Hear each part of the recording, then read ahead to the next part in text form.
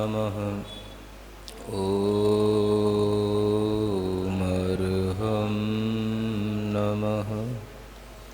ॐ अर्हं नमः। ॐ ह्रीं अर्हं श्री पार्श्वनाथ जिनेन्द्राय नमः। ॐ ह्रीं अर्हं श्री पार्श्वनाथ जिनेन्द्राय नमः।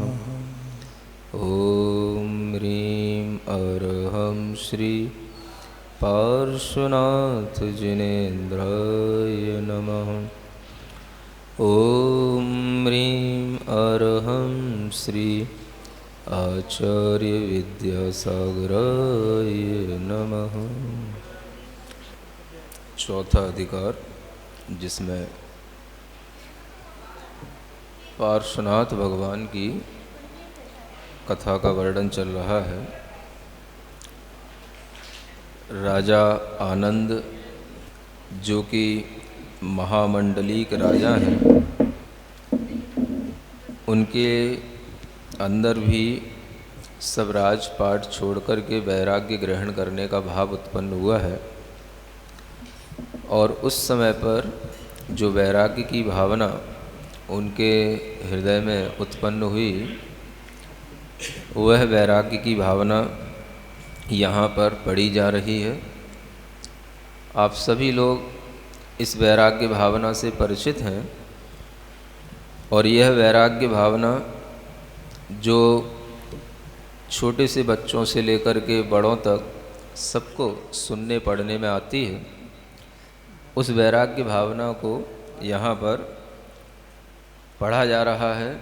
और वह किस तरह से वैराग्य भावना में अपने अंदर विचार कर रहे हैं, संसार का, शरीर का, भोगों का, और जो 12 विशेष भावना हैं उनका। यह भावनाएं यहीं से अन्यत्र जिनवाणी इत्यादि में लिखी हुई मिलती हैं, जो इसी पार्श्व पुराण की हैं। दोहे के रूप में ये 12 भावनाएं प्रस्तुत हैं। राजा राणा छत्रपति हाथन के असवार, मरना सबको एक दिन अपनी अपनी वार। दल बल देवी देवता मात पिता परिवार, मरती बिरियाँ जीव को न राखन हार। दाम बिना निर्धन दुखी तृष्णावश धनवान, कहूँ न सुख संसार में सब जग देखियो छान। आप अकेला अवतरे मरे अकेला होय, यूँ कबहूँ इस जीव को साथी सगा न कोय।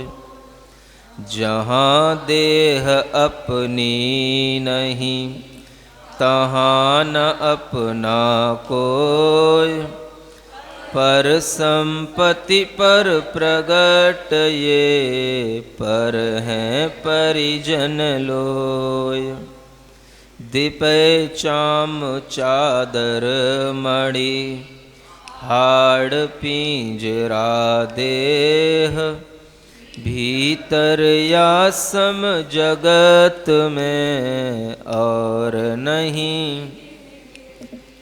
मोह नींद के जोर जगवासी घूमे सदा, कर्म चोर चहुँ ओर, सर्वस लूटे सुधि नहीं।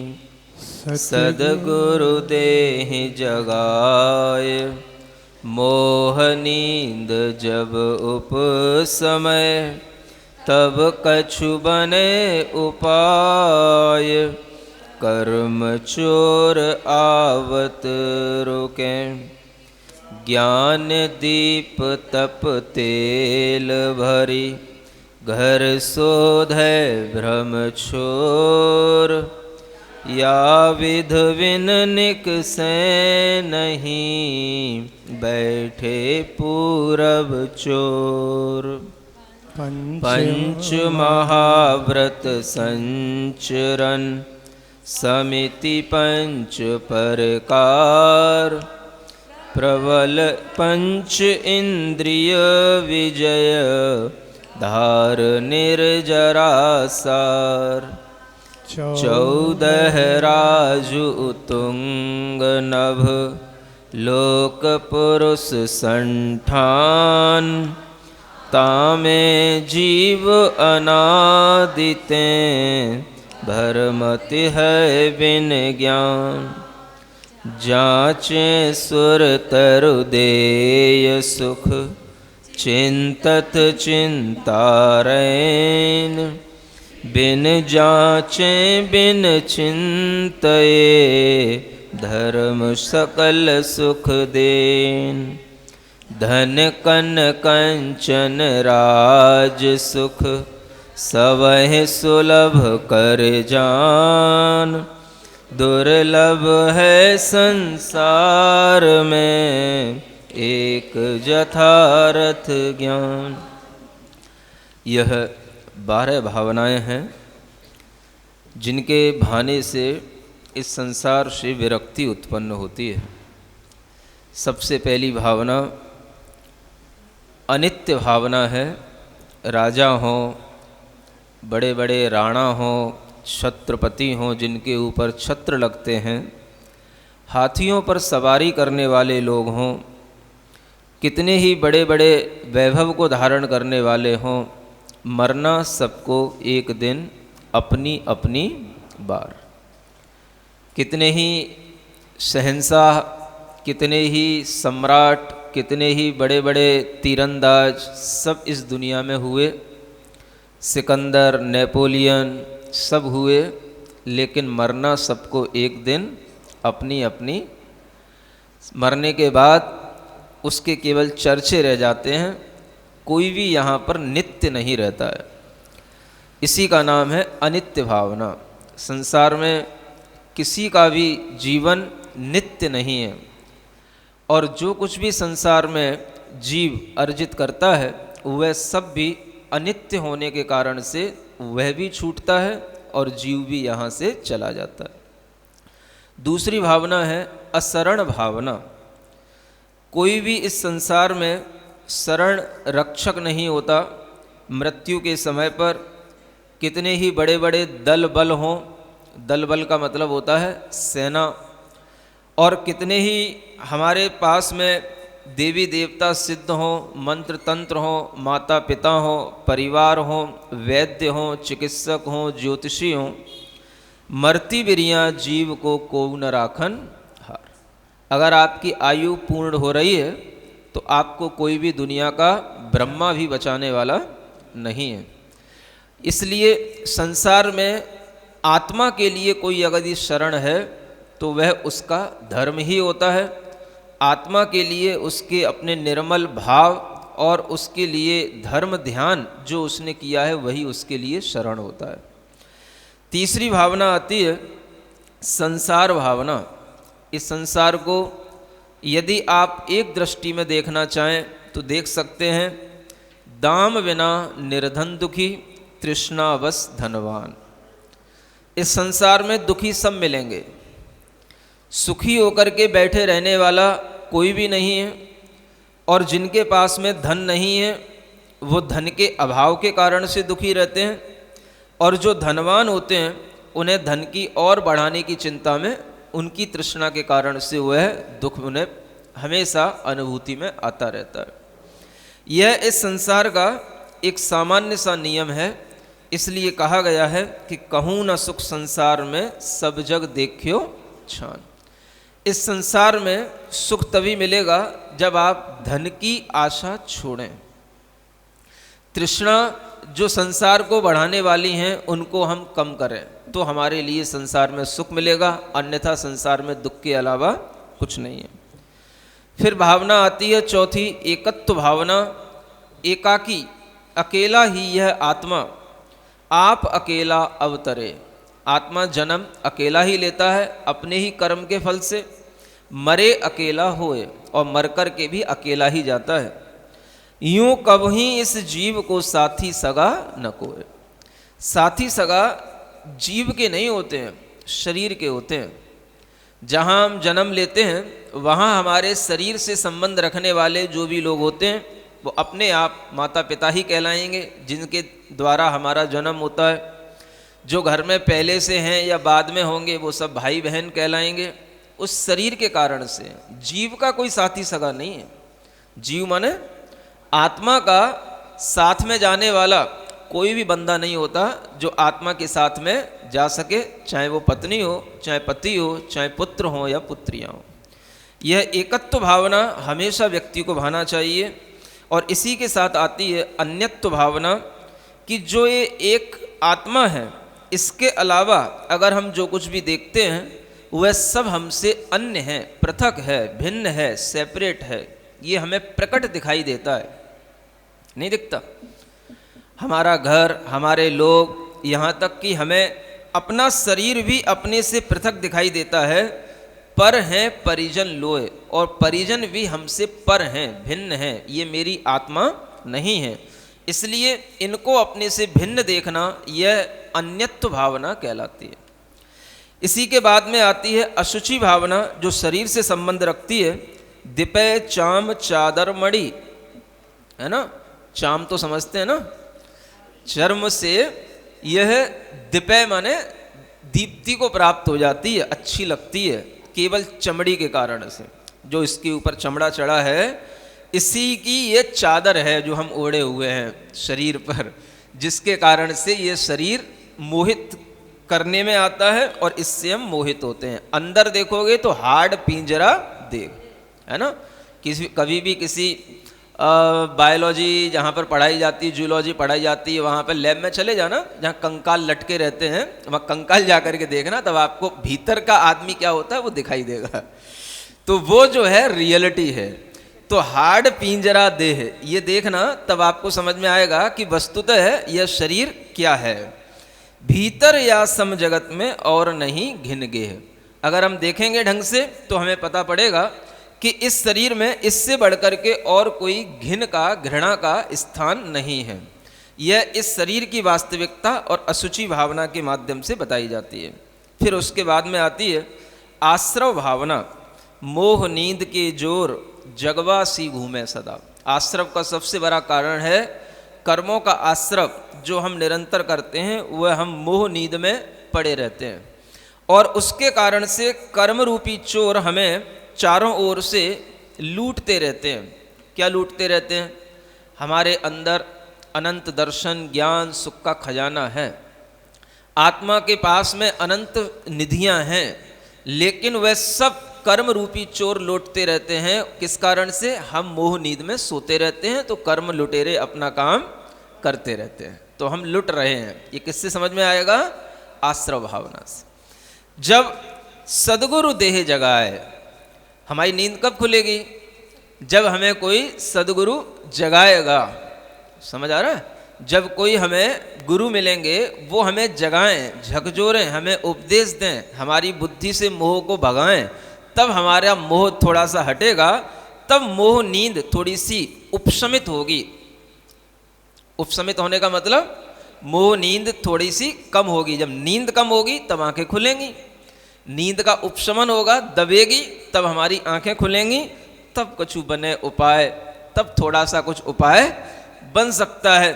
कर्म चोर आवत रुकें, और ये उपाय अगर आप कर पाए कि कर्म रूपी चोरों को आने से रोक पाए, तो ये उपाय तभी बनेगा जब आपका मोह कम होगा। और मोह कम तभी होगा जब आप सद्गुरु के उपदेश निरंतर सुनकर के अपने अंदर कुछ धारण करने की भावना करोगे, तभी कर्मों का संवर होगा। संवर माने कर्मों का रुक जाना, आत्मा में आना बंद हो जाना। संवर के बाद में आती है निर्जरा भावना। ज्ञान दीप तप तेल भर। अब अगर आपको कर्म की निर्जरा करना है, जो पहले से बंधे हुए हमारी आत्मा में कर्म है उन्हें हमें झड़ाना है, हटाना है, तो आचार्य कहते हैं कि आप अपनी आत्मा में ज्ञान का निरंतर दीपक जलाओ, उसमें तप का तो तेल भरो, माने निरंतर कुछ ना कुछ तप करो। तप के तेल जितना ज़्यादा भरोगे उतना ही आपका वह ज्ञान का दीपक उतना ही अच्छा जलेगा। समझ आ रहा है? प्रकाश कहाँ से मिलेगा? ज्ञान से मिलेगा। और उस ज्ञान को प्रकाश कौन देगा? तेल कहाँ से भरेगा? तो तप का तेल और ज्ञान का दीपक। फिर जब आप उसकी रोशनी में देखोगे तो अपना घर दिखाई देगा आपको। किसका घर? अंदर का घर, अपना घर। कौन सा घर? अब आप कहोगे अपना घर तुम रोजाना ही देखते हैं बिना ज्ञान दीप से ही, है ना? वो आपका घर नहीं है। समझ आ रहा है? जहाँ कहीं पर भी ऐसी संस्थाएं बनी रहती हैं वहाँ पे भी लिखा रहता है अपना घर। वृद्धों के लिए संस्थाएं बनी रहती हैं अपना घर, वो भी आपका घर नहीं है। वो सब भटक रहे हैं, चाहे वो वृद्ध हों चाहे युवा हों।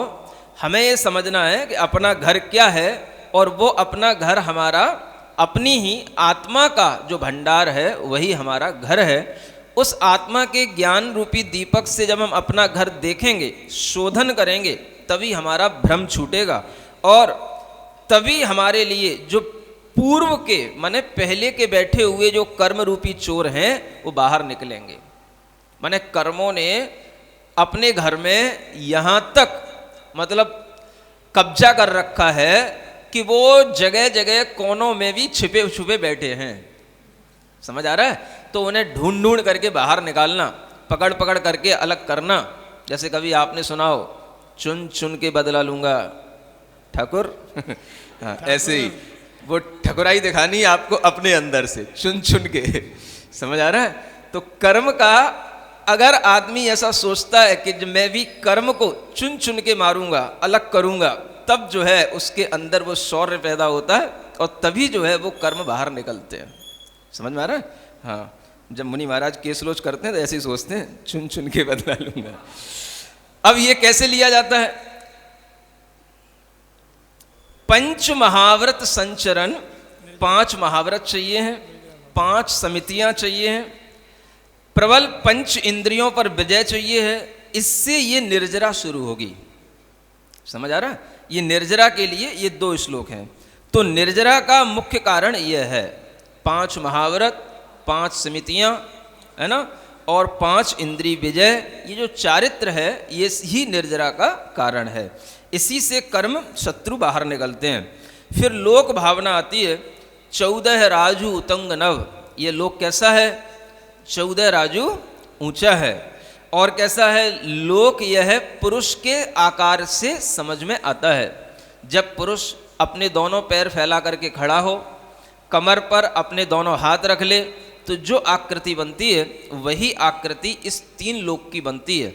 ये 14 राजू ऊंचा है। 343 घन राजू इसका जो है घन आता है। 7 का क्यूब निकालते हैं, 7 × 7 × 7, तब जो है 343 घन राजू इसका क्यूब आता है। इतना बड़ा जो है यह लोक है जिसमें अनंत जीव हमेशा क्या करते रहते हैं? अनादिकाल से भ्रमण करते रहते हैं। क्यों? बिन ज्ञान। उन्हें ज्ञान ही नहीं है कि हम किस कारण से भ्रमण कर रहे हैं। जब ज्ञान आएगा तब उनका वह भ्रमण करना इस संसार से छूटेगा। तो ये लोक भावना, और इसके बाद में आती है दुर्लभ भावना, बोधि दुर्लभ भावना। इसमें पहले धर्म भावना है कि जांचे सुरतरु दे सुख। धर्म की महिमा ये बताई जा रही है कि अगर कल्प वृक्ष होंगे तो कल्प वृक्षों से भी आपको मांगना पड़ता है। जांचे माने याचना करना, मांगना। सुरतरु माने कल्प वृक्ष। और चिंतामणि रत्न होता है, उसके समक्ष भी आपको मांगना पड़ेगा, इच्छा व्यक्त करनी पड़ेगी, तब आपको कुछ मिलेगा।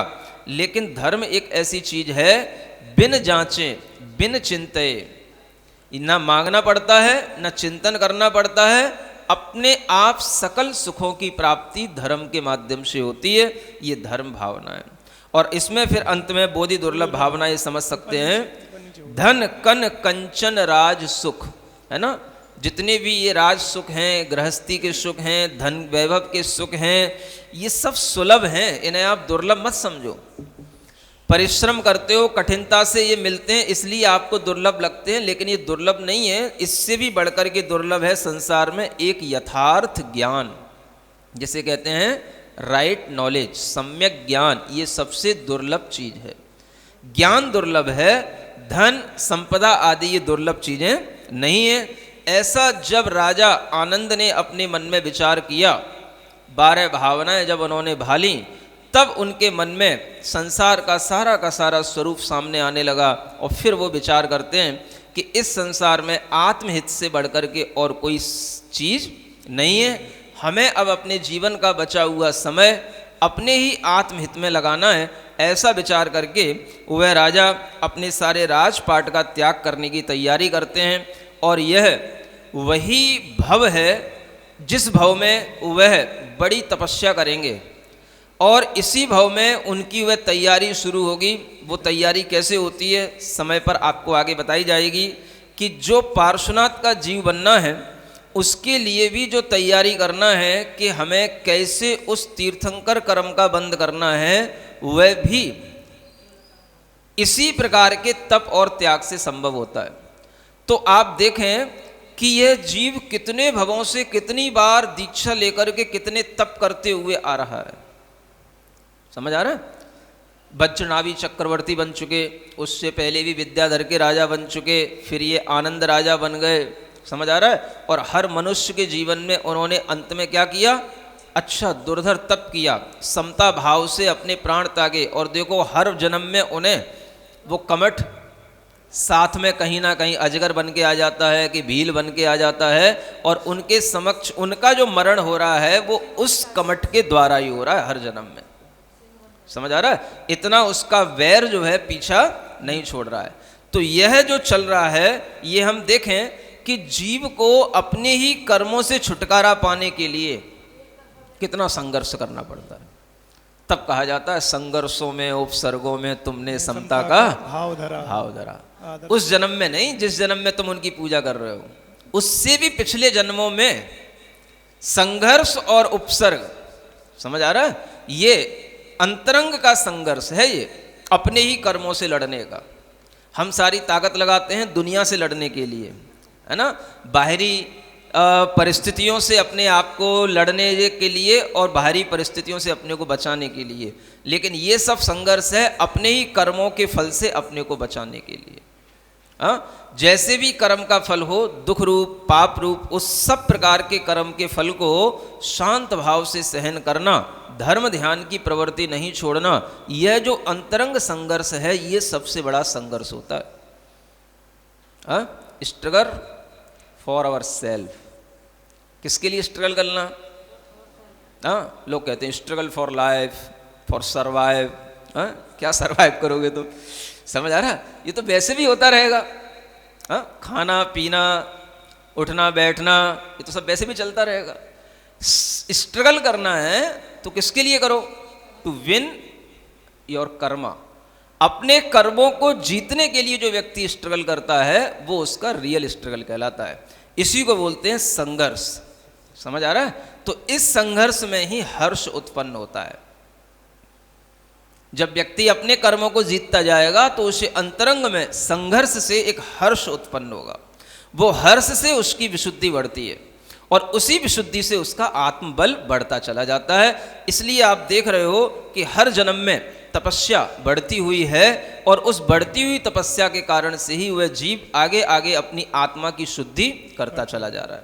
तो अब हम पढ़ते हैं, बोलो पार्श्वनाथ भगवान की जय। मंगल भवन अमंगल हारी, पारसनाथ जगत हितकारी। सुख संपत सब ही घर आवे, पारस कथा भविक जो गावे। पढ़ो सब लोग पढ़ो। ए विधि भूप भावना भाई, हित उद्यम चिंत्यो मन लाय। सब सो मोह ममत निर्वारी, उठ्यो धीर धीरज उरधारी। जेठे सुत को दीनो राज, आप चले शिव साधन काज।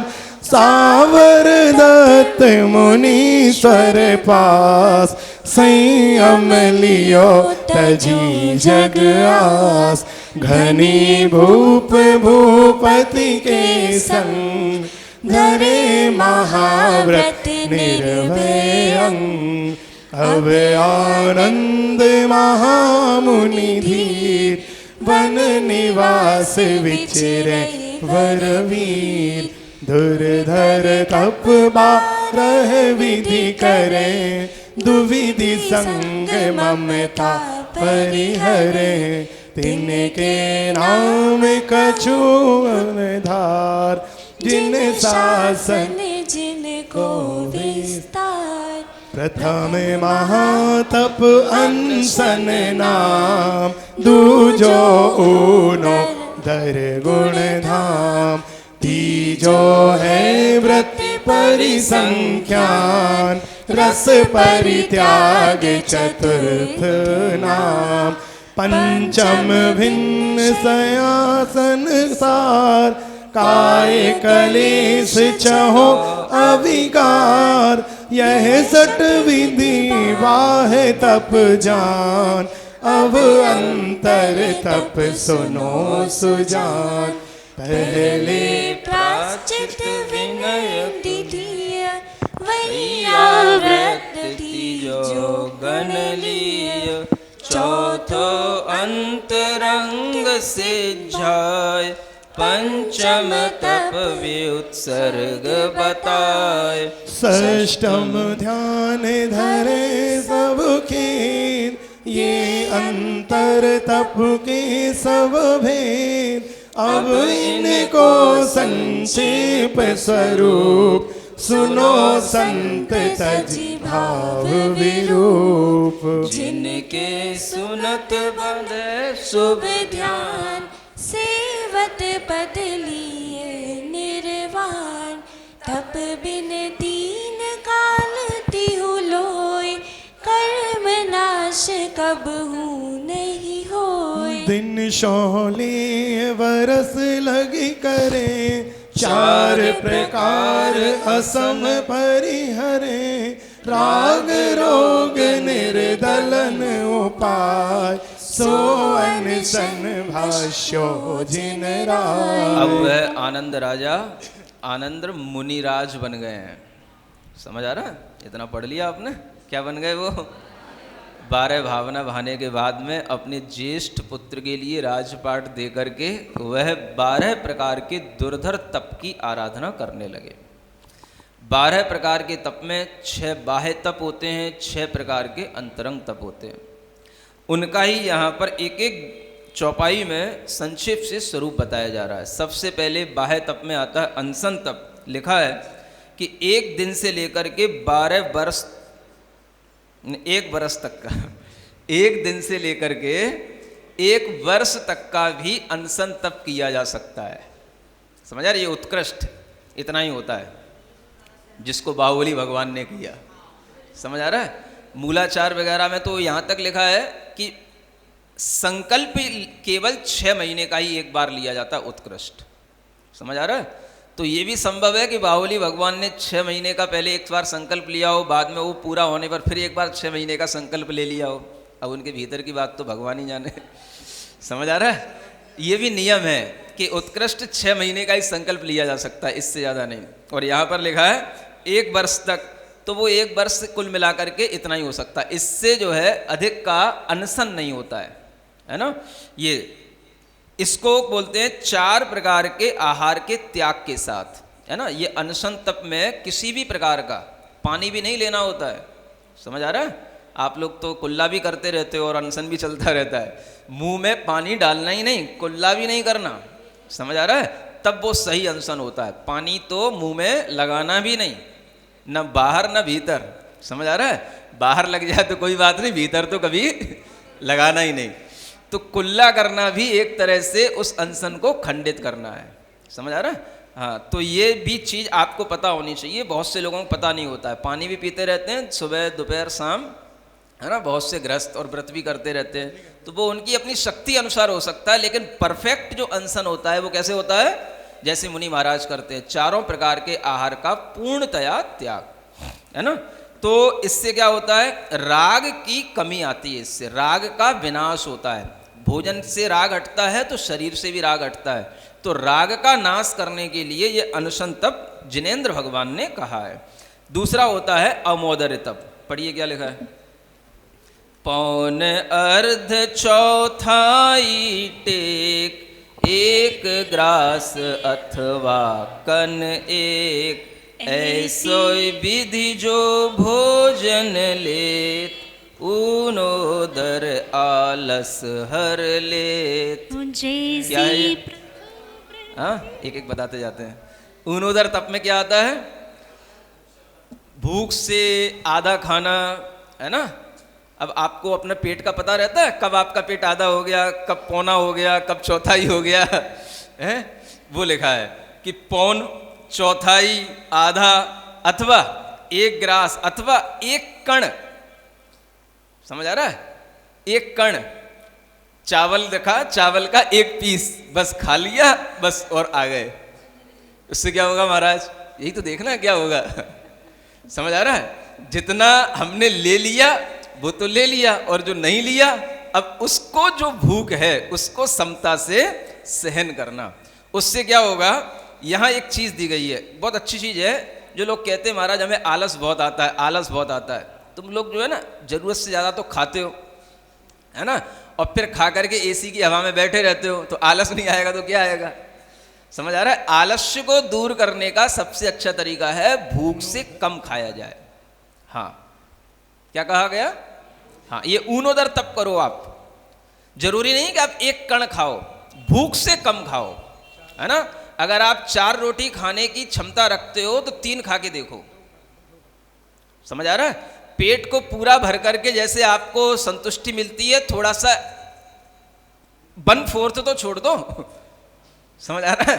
तो इतना भी यदि आपसे बनेगा तो भी आप देखोगे कि आपके आलस्य में कमी आएगी। और मैं बताऊं आपको, सिद्धांत शास्त्रों में, राजवार्तिक वगैरह ग्रंथों में आचार्य अकलंक देव ने लिखा है कि ऊनोदर तप करने का एक फायदा और ये होता है कि वात पित्त कफ भी जो है सम बने रहते हैं। समझ आ रहा है? ज्यादा भोजन करने से वात भी बढ़ती है और कफ भी बढ़ता है, ये भी ध्यान रखना। समझ में आ रहा है? इसलिए ये ऊनोदर तप का ये बाहरी फायदा है, लेकिन अंतरंग क्या है? भूख को जीतना, राग को जीतना, ये कर्म की निर्जरा करने के लिए ऊनोदर तप किया जाता है। तो जब तक आपको बाहरी फायदा नहीं बताया जाता तब तक आप कोई तप तो करते नहीं हो, है ना। अंतरंग निर्जरा करने का आपका अगर मुख्य उद्देश्य बने तो फिर बाहरी तप के लाभ बताने की कोई जरूरत ही ना पड़े, है? इसलिए लिखा है यहाँ पर ये आलस्य को हर लेता है। तीसरा तप आता है वृत्ति परिसंख्यान तप, है ना।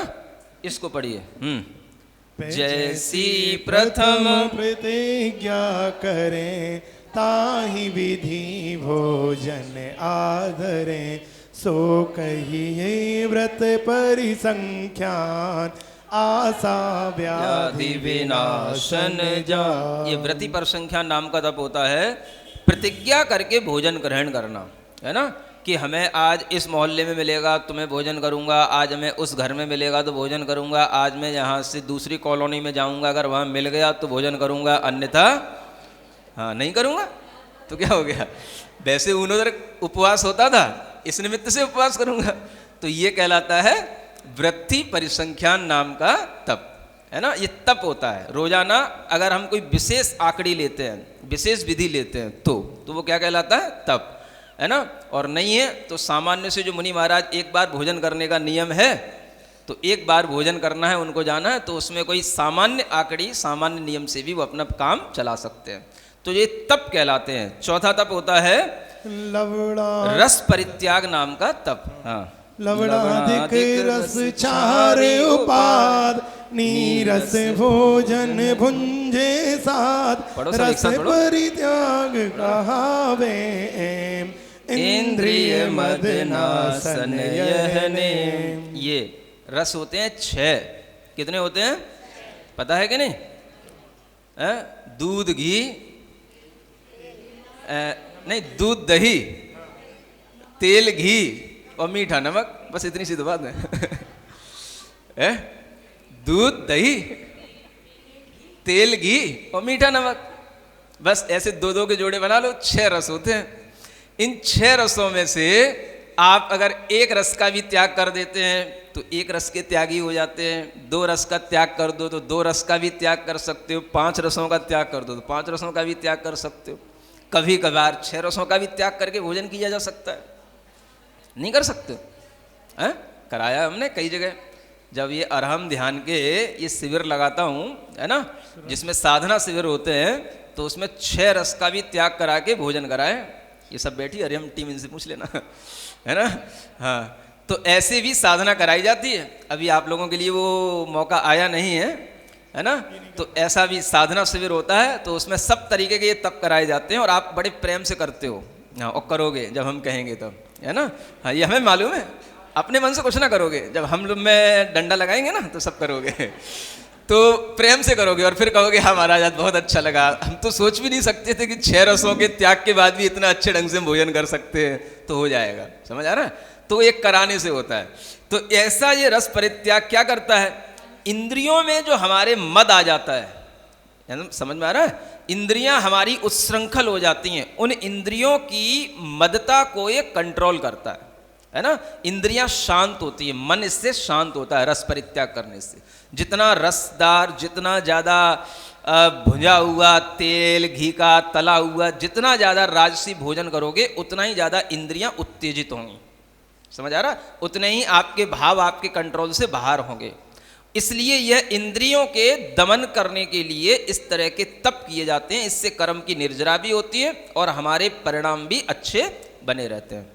फिर आगे होता है शून्य गेह गिरि गुफा मसान, नारी नपुंसक वर्जित थान, बसे भिन्न शयनासन सोय, या सो सिद्धि ध्यान की होय। ये विविक्त शय्यासन नाम का तप कहलाता है। ध्यान की सिद्धि करने के लिए किया जाता है। माने ऐसे स्थान पर रहो जो बिल्कुल शून्य स्थान है। घर में बैठ के ध्यान नहीं होता, समझ आ रहा है? जहाँ कोई पहुँच ना पाए, किसी के आने की आहट भी ना मिले, ऐसी स्थान पर, एकांत स्थान पर बैठ करके ध्यान करना होता है ना। उसी स्थान पर बैठ करके शयन होना, ऐसी एकांत स्थान पर आसन लगाना, तभी जा करके ध्यान होता है। समझ आ रहा है? तो ये जो है विविक्त शय्यासन कहलाता है। अब ये विविक्त शय्यासन तभी संभव है जब आप अपना पिंड दूसरे से छुड़ा पाए। पिंड जानते हो? नहीं बोलते? हाँ, इनसे पिंड ही नहीं छूटता। समझ आ रहा है? ऐसे ही मुनि महाराज भी सोचते हैं समाज से पिंड ही नहीं छूटता। समझ आ रहा है? कभी भी कहीं भी थोड़ा सा भी टाइम ज़्यादा लग जाए तो बस शुरू हो जाते हैं। कितना ही एकांत में बैठे हो, शुरू हो जाते हैं उदक चंदन तंदुल पुष्प की। समझ आ रहा है? तो ये जो है आपसे बचकर के ही ध्यान संभव है। और उसके लिए जब समय निकालना होता है तो मुनि महाराज को बहुत सोचना पड़ता है कि ये समाज के बीच में से समय कब निकले जब इस तरह के ध्यान कर पाए। सुन रहे हो? तो आप लोग भी सहयोगी बना करो। जरूरी नहीं है कि जिस समय पर आपको दर्शन हो रहे हैं उस समय पर आपको दर्शन न मिले तो तहलका मचा दो, हैं? शांति से भाई दर्शन हो रहे हैं, दूर से हो रहे हैं, दूर से करके चले जाओ। चिल्लाना जरूरी है, अपनी अटेंडेंस बताना जरूरी है, महाराज हम आ गए हैं। तो ऐसा भी कई लोगों में भाव रहता है, जोर जोर से जब तक अर्घ नहीं बोल लेंगे तब तक उन्हें चैन सी नहीं पड़ती है। तो ये आप ध्यान में रखो कि किसी भी तरीके से मुनि महाराज के ज्ञान ध्यान में बाधा तो हम नहीं डाल रहे, ये भी सोचा करो। कभी कभी सोचा करो, है ना। कभी कभी सबको सोचना जरूरी है। फिर एक तप होता है काय क्लेश तप। क्या कहलाता है? आगे बढ़ो। ग्रीष्म काल वसे गिरिशीस, पावस में तरुवर तलदीस, शीत समय तटनी तट रहे, काय क्लेश कहावे यह। ये काय क्लेश कहलाता है ना। गर्मी में गर्मी के स्थानों पर रहना, शीतकाल में ठंडी जगहों पर रहना, और ग्रीष्म काल में ये वर्षा ऋतु में जहाँ वर्षा हो रही हो ऐसी वर्षा में ही जाकर के पहले से बैठ जाना, है ना। पेड़ों के नीचे या खुले स्थान पर जहाँ वर्षा होने वाली हो और सहन शक्ति हो, तो नहीं तो पता पड़े निमोनिया हो गया 1 घंटे में ही, है ना। तो देख करके ये कायक्लेश तप भी करना, ठीक है। ऐसे ये 6 तप जिनके पास में शक्ति सहनन होते हैं वो सब किया करते हैं। या तप के आचरण सो सहनशील मुनि होए, अब अंतर तप भेद 6 कहूँ जिनागम जोए।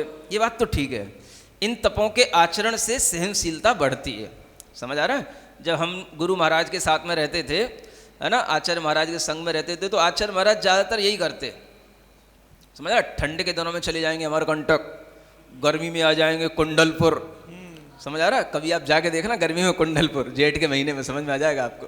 चारों तरफ तो पहाड़ है और बीच में अपने को रहना है, समझ आ रहा है। और पहाड़ों की तपी हुई आग रात भर जो है, रात भर गर्म हवाओं के साथ चलती है। तो ऐसा लगता है जैसे कि आग के बीच में है बैठाल दिया गया हो। ऐसी ऐसी रात भर लपटों में बैठे, मतलब रात भर, और सुबह उठो तो ऐसा लगता है जैसे सिर घूम रहा हो, समझ आ रहा है। तो जब रात भर नींद ना आएगी तो क्या करोगे, समझ आ रहा है। गर्मी अलग, लपटें अलग, शरीर सूख रहा है गर्मी की लपटों से अलग, पानी दिन में आपको 1 बार मिलना है, तो इससे कठिनता तो लगती है, लेकिन इससे शरीर में सहन शक्ति आती है, समझ आ रहा है। जिनके पास में सहन शक्ति बढ़ने की क्षमता होती है तो उनकी बढ़ती है, और जिनके पास में नहीं होती है तो कोई टूट भी जाते हैं। नहीं समझ आ रहा है। दोनों ही बातें हैं। खींचने से ताकत बढ़ भी सकती है और खींचने से हड्डी हाँ टूट भी सकती है। जैसे मसल्स हैं, एक्सरसाइज करो, खींचने से थोड़ा सा मसल्स में पोटेंसी आ भी जाएगी, और अगर ताकत नहीं है, मसल्स ही कमजोर है, तो वो आपको पेन भी कर सकती है, समझ आ रहा है। दोनों ही बातें हैं। तो ऐसा भी होता है, कई टपक जाते हैं, कई उठ जाते हैं, समझ आ रहा है। बच गया सो जीत गया, और गिर गया सो मर गया। तो ऐसा भी होता है। तो कई लोग बीमार भी पड़ जाते हैं, कई लोगों को तरह तरह की समस्याएं पैदा हो जाती, दोनों ही बातें हैं। तो ये सहनशीलता देख करके बढ़ाई जाती है और बढ़ाने का प्रयास करना चाहिए। अब अंतरंग तप का वर्णन शुरू होता है। मंगल भवन अमंगल हारी, पारसनाथ जगत हितकारी, सुख संपत सब ही घर आवे, पारस कथा भविक जो गावे। जो प्रमाद वस लगे दोष, सो देता ही छोड़ी चौरोस। आचार्य वाणी अनुसार, यही प्रथम वांछित तपसार। अंतरंग तपों में सबसे पहला प्रायश्चित तप होता है। आचार्य के द्वारा दिए हुए प्रायश्चित को ग्रहण करना, अपने प्रमाद और अज्ञान से लगे हुए दोषों का उनसे निवेदन करना, और फिर जो भी वो प्रायश्चित दें उसको सहर्ष स्वीकार करके शक्ति लगा करके उसको करना। ये प्रायश्चित नाम का तप है। इससे अंतरंग कर्मों की निर्जरा होती है। जे गुण जेठे साधु महंत, दर्शन ज्ञानी चारितवंत, तिनकी विनय करो मन लाय, विनय नाम तप सो सुखदाय। दूसरा ये विनय नाम का तप है, समझ रहे हो आप। ये विनय क्या कहा जाता है, अंतरंग तप है ना। अंतरंग तप का मतलब होता है जिससे मानसिकता बदले, है ना, जो मन को मतलब चोट पहुंचाए। तो ये विनय करना, हर किसी के अंदर समर्पित होने की, बार बार झुकने की, हर किसी के अंदर गुणवानों के प्रति आदर देने की भावना नहीं होती है। मन को हमें मरोड़ना पड़ता है, तब जाकर के हम विनय तप का पालन कर पाते हैं। तो जो सम्यक दर्शन, सम्यक ज्ञान और सम्यक चारित्र में श्रेष्ठ होते हैं, उनकी विनय करने से अपने अंदर भी उसी तरह के गुण आते हैं। इसलिए यह विनय तप का आचरण करना चाहिए। ये दूसरा तप है। रागाधिक पीड़ित अविलोय, बाल विरध मुनिवर जो होय, सेव करे निज संयम राखी, सो वैयाव्रत आगम साखी। हाँ, ये वैयाव्रत नाम का तीसरा तप है, जिसको श्रावक भी करते हैं और मुनि महाराज भी करते हैं, है ना। तो मुनि महाराज भी मुनि महाराज की वैयावृत्ति करते हैं और श्रावक भी करते हैं, सब अपने अपने अनुसार करते हैं, अपने अपने योग्यता के अनुसार करते हैं। रोग आदि हो गए हों, किसी तरह की पीड़ा हो, कोई बाल हैं, बाल माने छोटी उम्र के हैं, कोई बहुत वृद्ध हो गए हैं, है ना, तो तरह तरह की लोगों के लिए अलग अलग तरह की सेवा चाहिए पड़ती है। तो इस तरह की उनकी परिस्थिति को जान करके उनके योग्य अनुकूलताएं सब तरह की प्रदान करना, इसका नाम है वैयावृत्ति। तो ये वैयावृत्ति भी अंतरंग तप है। इसमें तप करते हुए मुनि महाराज अपना संयम बनाए रखते हैं, अपने संयम को हानि पहुंचाए बिना दूसरे के संयम की रक्षा करना, ये मुनि महाराज की वैयावृत्ति माना जाता है। शक्ति समान सकल गुण ठाट, करे साधु परमागम पाठ, परमोद्यम तप सो सिंझाय, सो सब संशय मिट जाए। देखो स्वाध्याय भी एक अंतरंग तप है ना। कैसे? सभी प्रकार के शक्ति लगा करके जो सभी प्रकार के गुणों के साथ में परमागम का पाठ किया जाता है, या परमागम का स्वाध्याय अपने लिए किया जाता है या दूसरे के लिए कराया जाता है, यह भी स्वाध्याय नाम का परम तप कहलाता है ना। क्यों कहलाता है? क्योंकि जिस समय पर हम स्वाध्याय करते हैं उस समय पर हमारी इंद्रियां, हमारा मन सब कुछ नियंत्रित होता है ना, इसलिए वह कर्म निर्जरा का कारण बनता है। तो आप अगर इस स्वाध्याय को कर रहे हो या करा रहे हो तो ये भी आपके लिए एक अंतरंग तप का कारण बनता है, इसलिए स्वाध्याय को अंतरंग तप में रखा गया है। निज शरीर ममता परिहरे, काहू संग मुद्रा दृढ़ धरे, अंतर बाहर परिग्रह छात, सोई तप व्युत्सर्ग उदार। ये व्युत्सर्ग नाम का तप होता है, कायोत्सर्ग की मुद्रा बना करके, है ना, चाहे खड़े होकर चाहे बैठकर दृढ़ता रख करके शरीर के प्रति ममत्व छोड़ करके, फिर शरीर के ऊपर कितनी भी बाधा आए अपने अंतरंग के परिणाम को शरीर से नहीं जोड़ना, इसका नाम कहलाता है कायोत्सर्ग विसर्ग नाम का तप। ये अंतरंग तप में आता है। आरत रौद्र निवारे सोए, धर्म शुक्ल ध्यावे थिर होए, जहाँ सकल चिंता मिट जाए, वही ध्यान तप जिन मत मान। और फिर अंत में ध्यान नाम का ये सबसे बड़ा तप है, अंतरंग तप ध्यान है ना। सबसे ज्यादा कर्म की निर्जरा ध्यान से होती है, लेकिन कौन से ध्यान से? आर्त ध्यान से नहीं, रौद्र ध्यान से नहीं, धर्म ध्यान से और शुक्ल ध्यान से। ये ध्यान को समझ करके जब हम ध्यान करेंगे तो इससे कर्म की निर्जरा होती है और सभी प्रकार के दुख भी नष्ट होते हैं। यह 12 तप विधि विषम तपे महामुनि धीर, सहे परि सह 20 दो ते अववर्णो भी। तुम्हें करना तो कुछ नहीं है, सुनना सब है ना। अब मुनि महाराज 12 प्रकार के तप करते हैं, 22 प्रकार के परिसह होते हैं। कितने? हाँ, 12 प्रकार के परिसह, कष्ट, है ना। जो 12 प्रकार के परिसहों के नाम हैं वो सब यहाँ लिखे जा रहे हैं 56 छंद में। सॉरी, हाँ, 22 प्रकार के परिसह। अब आप लोग समझदार हो, थोड़ा बहुत हो जाता है कुछ। क्षुधा तृषा हिम उसन डंस मनसक दुख भारी, निरावरण तन अरति भेद उपजावन भारी, धरी चरिया आसन शयन दुष्ट, बंधन जांचे नहीं अलाव रोग तिन फरस निबंधन। बल जनित मान सन्मान वश, प्रजा और अज्ञान कर, दर्शन मलिन बारीस सब साधु परिसह जान। सूत्र पाठ अनुसार ये कहे परिसह नाम, इनके दुख जे मुनि सहें तिन प्रति सदा प्रणाम। अब देखो ये जो परिसहों का यहाँ वर्णन आ रहा है ये भी बहुत अच्छा है। अब आप लोगों को सब अच्छा अच्छा दिया जाए और उसमें बहुत टाइम लगता है ना। और आप लोग सब बैठे हो तैयार होकर के आप परोसते जाओ, अच्छा अच्छा सब देते जाओ। एक एक परिसय का बहुत अच्छा वर्णन है ना। जो ये छंद लिखे हुए हैं तो इन एक एक परिसय के बारे में सबसे पहला परिसय होता है क्षुधा परिसय। क्षुधा माने भूख को सहन करने का नाम।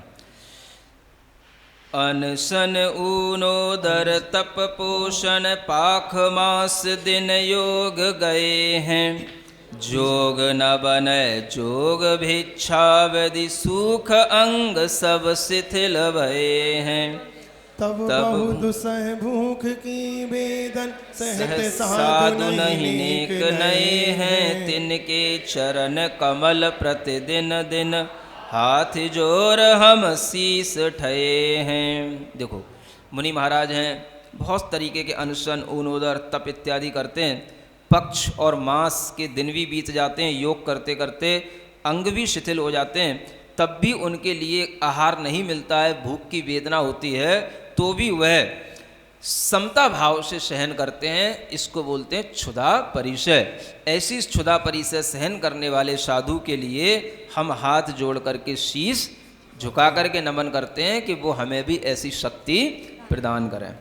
पराधीन मुनिवर की भिक्षा, पर घर ले कहें कछु नाई, प्रकृति विरोधी पार ना भुंजत, बढ़त प्यास की त्रास तहाही।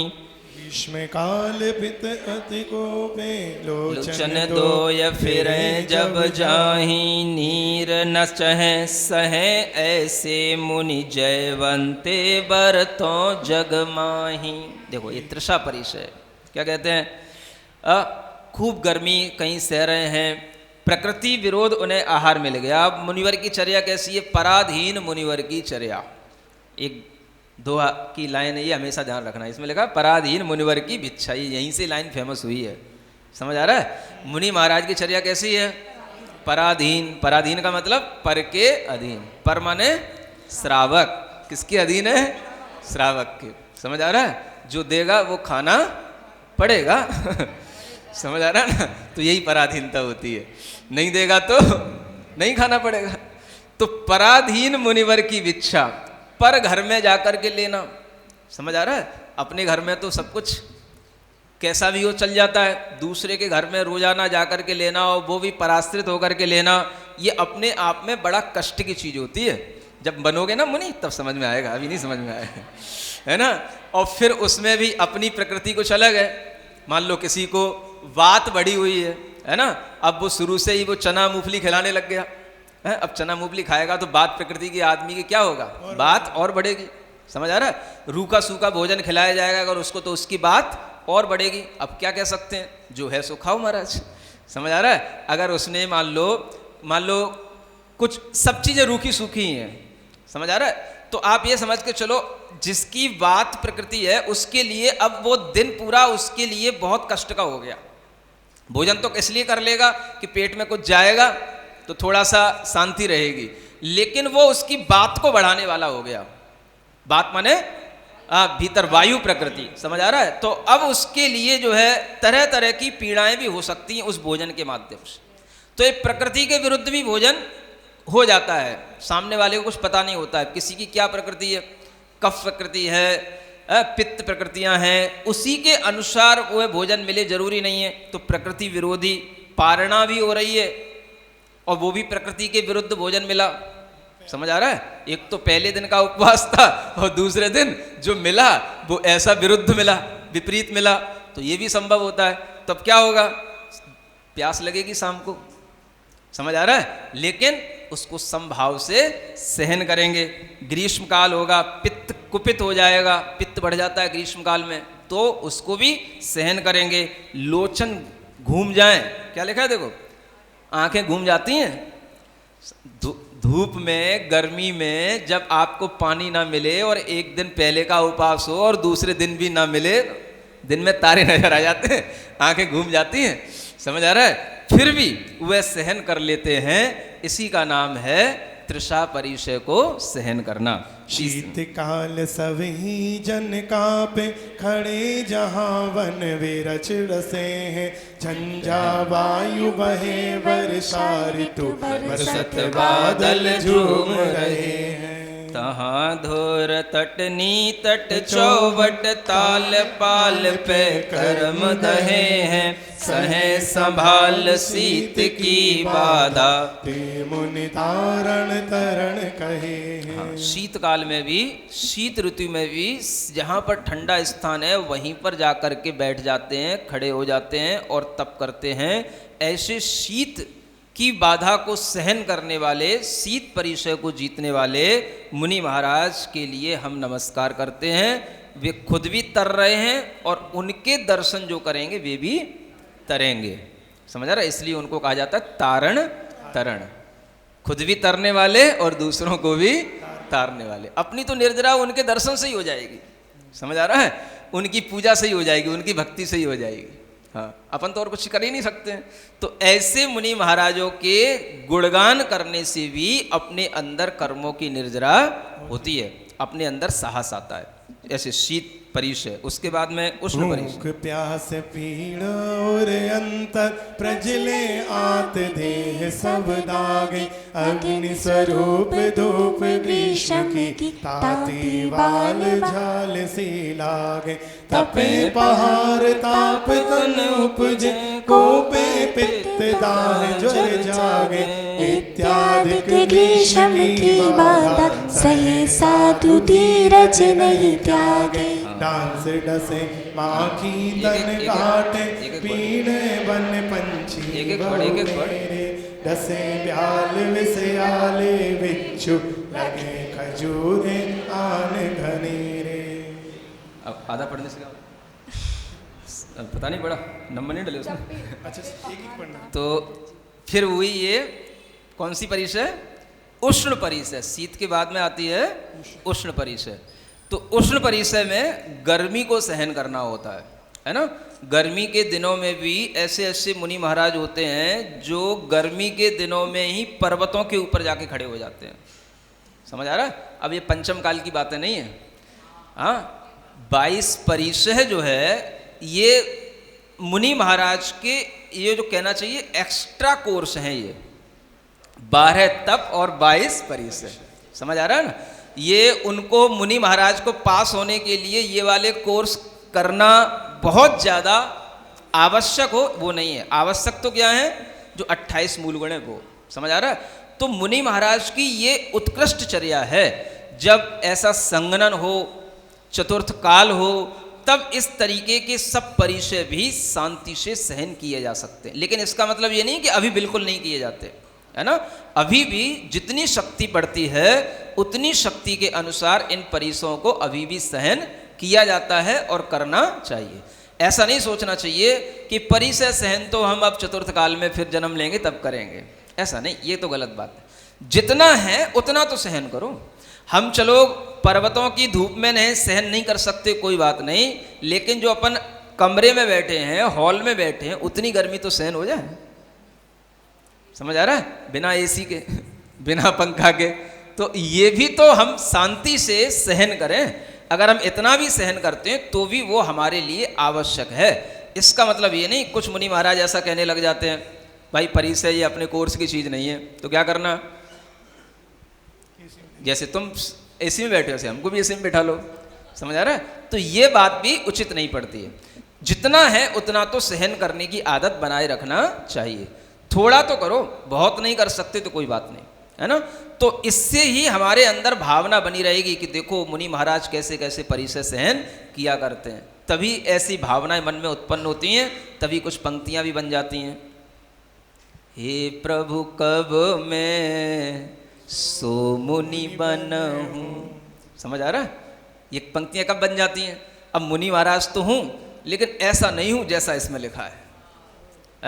चतुर्थ काल में जैसे मुनि महाराज करते थे। क्या समझ आ रहा है? 4 मास एक ठाण ही ठाड़े, सही हो धूप मेघ औजाड़े, दया क्षमा सब जीवन सो धरी, ध्यान अगणिते कर्म निदहूं। हे प्रभु कब मैं सो मुनि बनूं, हे प्रभु कब मैं सो मुनि बनूं। समझ आ रहा है? चातुर्मास तो ये भी है, एक चातुर्मास ऐसा भी करना है, 4 मास एक ठाणे ही ठाड़े। समझ आ रहा है? अब भावना तो कर ही सकते हैं ना। एक ही स्थान पर 4 महीने गुजार देते हैं खड़े खड़े। क्या समझ में आ रहा है? कोई उपदेश नहीं होते, कोई महफिलें नहीं जमती, कोई कार्यक्रम नहीं होते। अब उसमें गर्मी भी आ जाएगी, बरसात भी हो जाएगी, ठंड भी शुरू हो जाएगी। समझ आ रहा है? जब तक दीपावली आएगी ठंड भी शुरू हो जाएगी। 4 मास एक ठाड़े ही ठाड़े सब कुछ।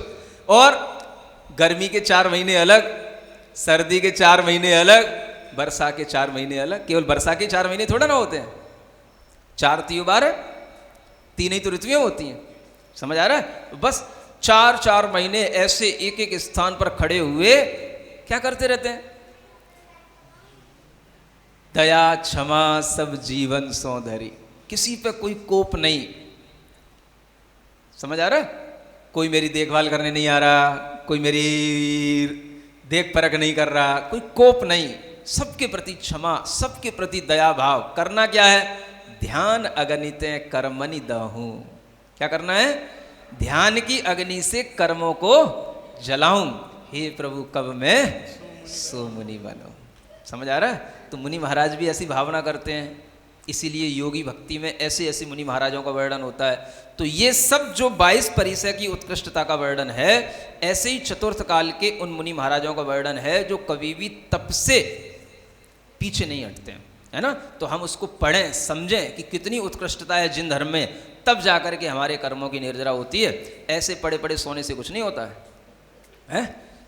अपने आदर्श कितने ऊंचे ऊंचे हैं ये तो सोचो पहले। ये हमारे आदर्श हैं कि नहीं? तुम्हारे भी हैं, हमारे भी हैं। अपने आदर्श को तो ऊंचा बना करके रखो, अपने दिमाग में तो एक ऊंची थिंकिंग बना करके रखो कि भाई आदर्श ये होता है, ये चीज होती है। समझ आ रहा है? वर्तमान में जो हो रहा है वो ठीक है, लेकिन आदर्श क्या होता है ये सबको पता होना चाहिए। तब श्रावक भी उसी आदर्श के साथ जीता है और साधु भी उसी आदर्श की प्राप्ति के लिए संघर्ष करता है। तो आगे बढ़ते हैं। ये जो डांस मांस ये सब क्या है? ये दंश मशक नाम का परिसर है। अब आप देखो जंगल में रहेंगे, समझ आ रहा है? कितने मच्छर होते हैं, कितने डांस होते हैं, कितने तरीके के कीड़े होते हैं, सब चिपट जाते हैं। समझ आ रहा है? अब वो भी तो लाल पड़ते होंगे, सब सूज जाते होंगे, सब कुछ तो होता होगा। मलेरिया भी हो जाता होगा कि मलेरिया आजकल होता है, पहले नहीं होता था क्या? अरे भाई बुखार आना, मलेरिया कुछ भी हो, बुखार आ गया, अब आ गया तो आ गया। अब उसके बावजूद भी वो खड़े रहते होंगे, या तो उनको मलेरिया नहीं आता होगा, कुछ तो होता होगा। समझ आ रहा है? और उसके बावजूद भी वो अपना तप नहीं छोड़ते। ये दंश मशक नाम का परिसय कहलाता है। अब ये बड़ा कठिन परिसय है। क्या सुन रहे हो? मक्खी बैठ जाए तो आफत हो जाती है, तो मच्छर और डांसों की बातें कर रहे हैं। समझ आ रहा है? तो ध्यान तो रखो कि क्या क्या होता है, कितने उत्कृष्ट परिसय सहन किए जाते हैं, और ये भी मनुष्यों के द्वारा किए जा रहे हैं, कोई अलग से देव नहीं कर रहे हैं आकर के। समझ आ रहा है? अच्छे अच्छे राजघराने के मुनि महाराज बनते हैं तो वही ये सब चीजें सहन करते हैं। किसके लिए? कर्म की निर्जरा करने के लिए। इतने दीवाने होते हैं कर्म की निर्जरा करने के। तब होता है मोक्ष मार्ग। समझ में आ रहा है? हाँ, पढ़िए। डांस मास सुंडाल सतावे, रीछ रोज दुख देहि बड़ेरे, ऐसे कष्ट सहे संभावन, ते मुनिराज हरो अग मेरे। चलो ये तो हो गया, अब आगे बढ़िए। नहीं महाराज जी, इसकी लाइन ये रह गई थी। ये तो है दंश मशक परिग्रह। अंतर विषय वासना बरते, बाहर लोक लाज भय भारी, ताते परम दिगंबर मुद्रा, धर नहीं सके दीन संसारी। ऐसी दुर्धर नगन परीश, जीते साधुशील व्रतधारी, निर्विकार बालकवत निर्भय, तिनके पायन धोख हमारी। ये 4 लाइनें फेमस हैं कवि की, है ना? ये नग्न परिचय, ये बड़ी परिचय अपने आप में। समझ आ रहा है? सबके बीच में नग्न रहना। और नग्न वही हो सकता है जिसके भीतर विषय वासना न हो, बाहर की लोक लाज भी जिसने जीत रखी हो। और जो ये नहीं कर पाते, इसीलिए दीन संसारी जीव इस परिचय को धारण नहीं कर पाते। ये सबके बस की बात नहीं होती। और ऐसी दुर्धर नग्न परिचय जीते साधु शील व्रतधारी, है ना? केवल नग्न ही नहीं है, शील को धारण किए हुए हैं। शील के व्रतों के माध्यम से उस नग्न परिचय को जीतते हैं, फिर भी निर्विकार रहते हैं, बालक के समान निर्भीक रहते हैं। तिनके पायन धोख हमारी, इसको बोलते हैं नग्न परिचय, है ना? ये भी एक कष्ट है। हाँ, आगे बढ़िए। देश काल को कारण लहि के होत अचेन अनेक प्रकार, तब तह खिन्न होई जगवासी, कमल लाए थिरता पद छारे। कलम लाए थिरता ऐसी अरति परिस उपजत तहाँ धीर धीरज उर धारे, ऐसे साधन को उर अंतर, बसो निरंतर नाम हमारे। देखो ये एक अरति परिचय होती है। अरति परिचय में क्या होता है? अब जैसे आपको कहीं बिल्कुल ऐसे सुनसान स्थान पे बिठा दिया जाए जहाँ पे कुछ भी ना हो, आपका मन लग जाएगा? समझ आ रहा है? जब कुछ भी ना हो है, और उल्टा शेर की आवाज आ रही हो, गीदड़ की चिंगाहट आ रही हो, मक्खियां लग रही हो, बिच्छू चारों ओर घूम रहे हो, ऐसा और जगह हो उल्टा, तो क्या होगा? चलो चलो यहाँ से जल्दी हटो, यहाँ से जल्दी हटो। अरति आएगी। अरति माने उस स्थान से, उस भाव से, उस जगह से आपको खेद खिन्नता उत्पन्न होगी। इसको बोलते अरति परिचय। तो ये अरति सहन करना है ना, मन को रति उत्पन्न करने वाले साधन नहीं होने पर भी उसको शांति से सहन करना, इसका नाम है अरति परिचय। हाँ आगे। जी प्रधान के हरि को पकड़े, पन्नग पकड़ पाव सो चंपत, जिनकी तनक देख भो बाकी, कोटक सूर दीनता जंपत। ऐसे पुरुष पहाड़ उड़ावन, प्रलय पवन तीय वेद पयंपत। धन्य धन्य ते साधु साहसी, मन सुमेरु जिनके नहीं। ये कौन सी परिचय? नाग ने अरति है? नहीं, खेद कोई परिचय नहीं होती। नाग ने अरति कौन सी परिचय? जे प्रधान के हरि को पन्नग, जिनको देख भो बाकी, कोटल सूर दिना, ऐसी पुरुष पहाड़ उड़ावन, प्रलय पवन, सीय सीय वेद पयंसस। क्या है? स्त्री वेद। अच्छा, ये कोई परिचय थोड़ी ना, स्त्री परिचय। अच्छा स्त्री परिचय है, स्त्री परिचय है। क्या है इसका मतलब? ये है कि अच्छा ऐसे बड़े बड़े सूरमा हो गए कि हरि बोलते हैं सिंह को पकड़ लें, समझ आ रहा है, और बड़े बड़े हाथियों को पकड़ लें, ऐसे बड़े बड़े सूरमा होते हैं, लेकिन वे भी स्त्री के आगे अपना धीरज खो देते हैं। समझ आ रहा है? ऐसी स्त्रियों की परिचय को जीतना माने स्त्रियां समक्ष होने पर भी उनके सब प्रकार के हाव भाव विलास देख करके भी उससे मोहित ना होना, अपना धीरज ना खोना, इसका नाम है स्त्री परिचय जय। समझ आ रहा है? इसको बोलते हैं। ठीक, आगे बढ़िए। चार हाथ पर बाने रखी पत, चलत दृष्टि इत उत नहीं ताने, कोमल पाए कठिन धरती पर, धरत धीर बाधा नहीं माने। नाग सुरंग पास की चढ़ते ते, संवाद और यादि नाने। मुनिराज भरे चर्या दुख तब, दृढ़ कर्म कुलाचल भाने। सब दृढ़ कर्म कुलाचल भाने, है ना। ये चर्या परिचय है। पैदल चलना, नग्न नंगे पैर चलना, है ना। ना कोई खड़ाऊ होना, है ना, और ना कोई प्लास्टिक सर्जरी होना, है ना, और ना किसी प्रकार की कोई भी चप्पल आदि किसी भी तरीके का नीचे सोल लगाना है।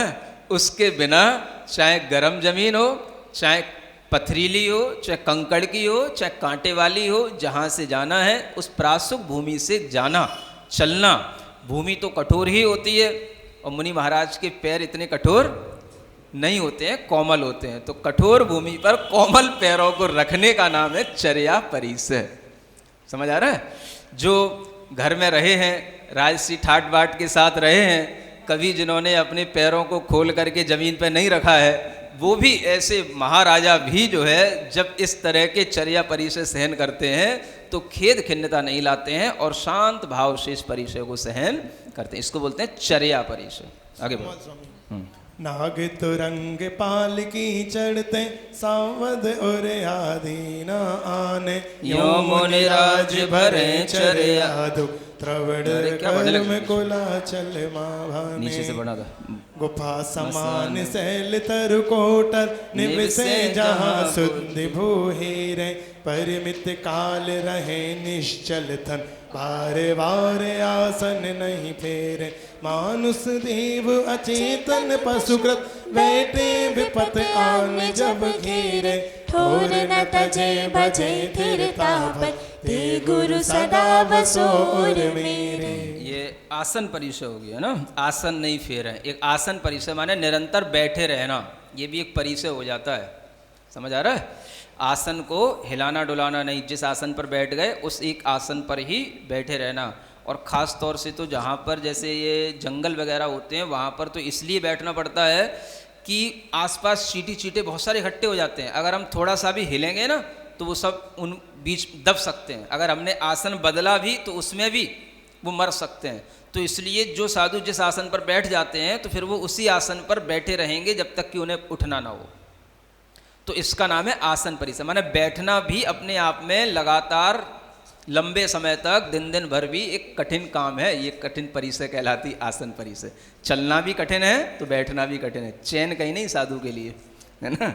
चलिए। जी महान सोने के महलन सुंदर सेज सोए सुख जोवे ते अब अचल अंग एकासन कोमल कठिन भूमि पर सोवे पान खंड कठोर काकरी गड़त कोर कायर नहीं होवे ऐसी शयन परिशय जीतत ते मुनि कर्म काली माधोवे। हाँ देखो, आजकल तो मुनि महाराज के लिए कम से कम लकड़ी के पाटे भी मिल जाते हैं।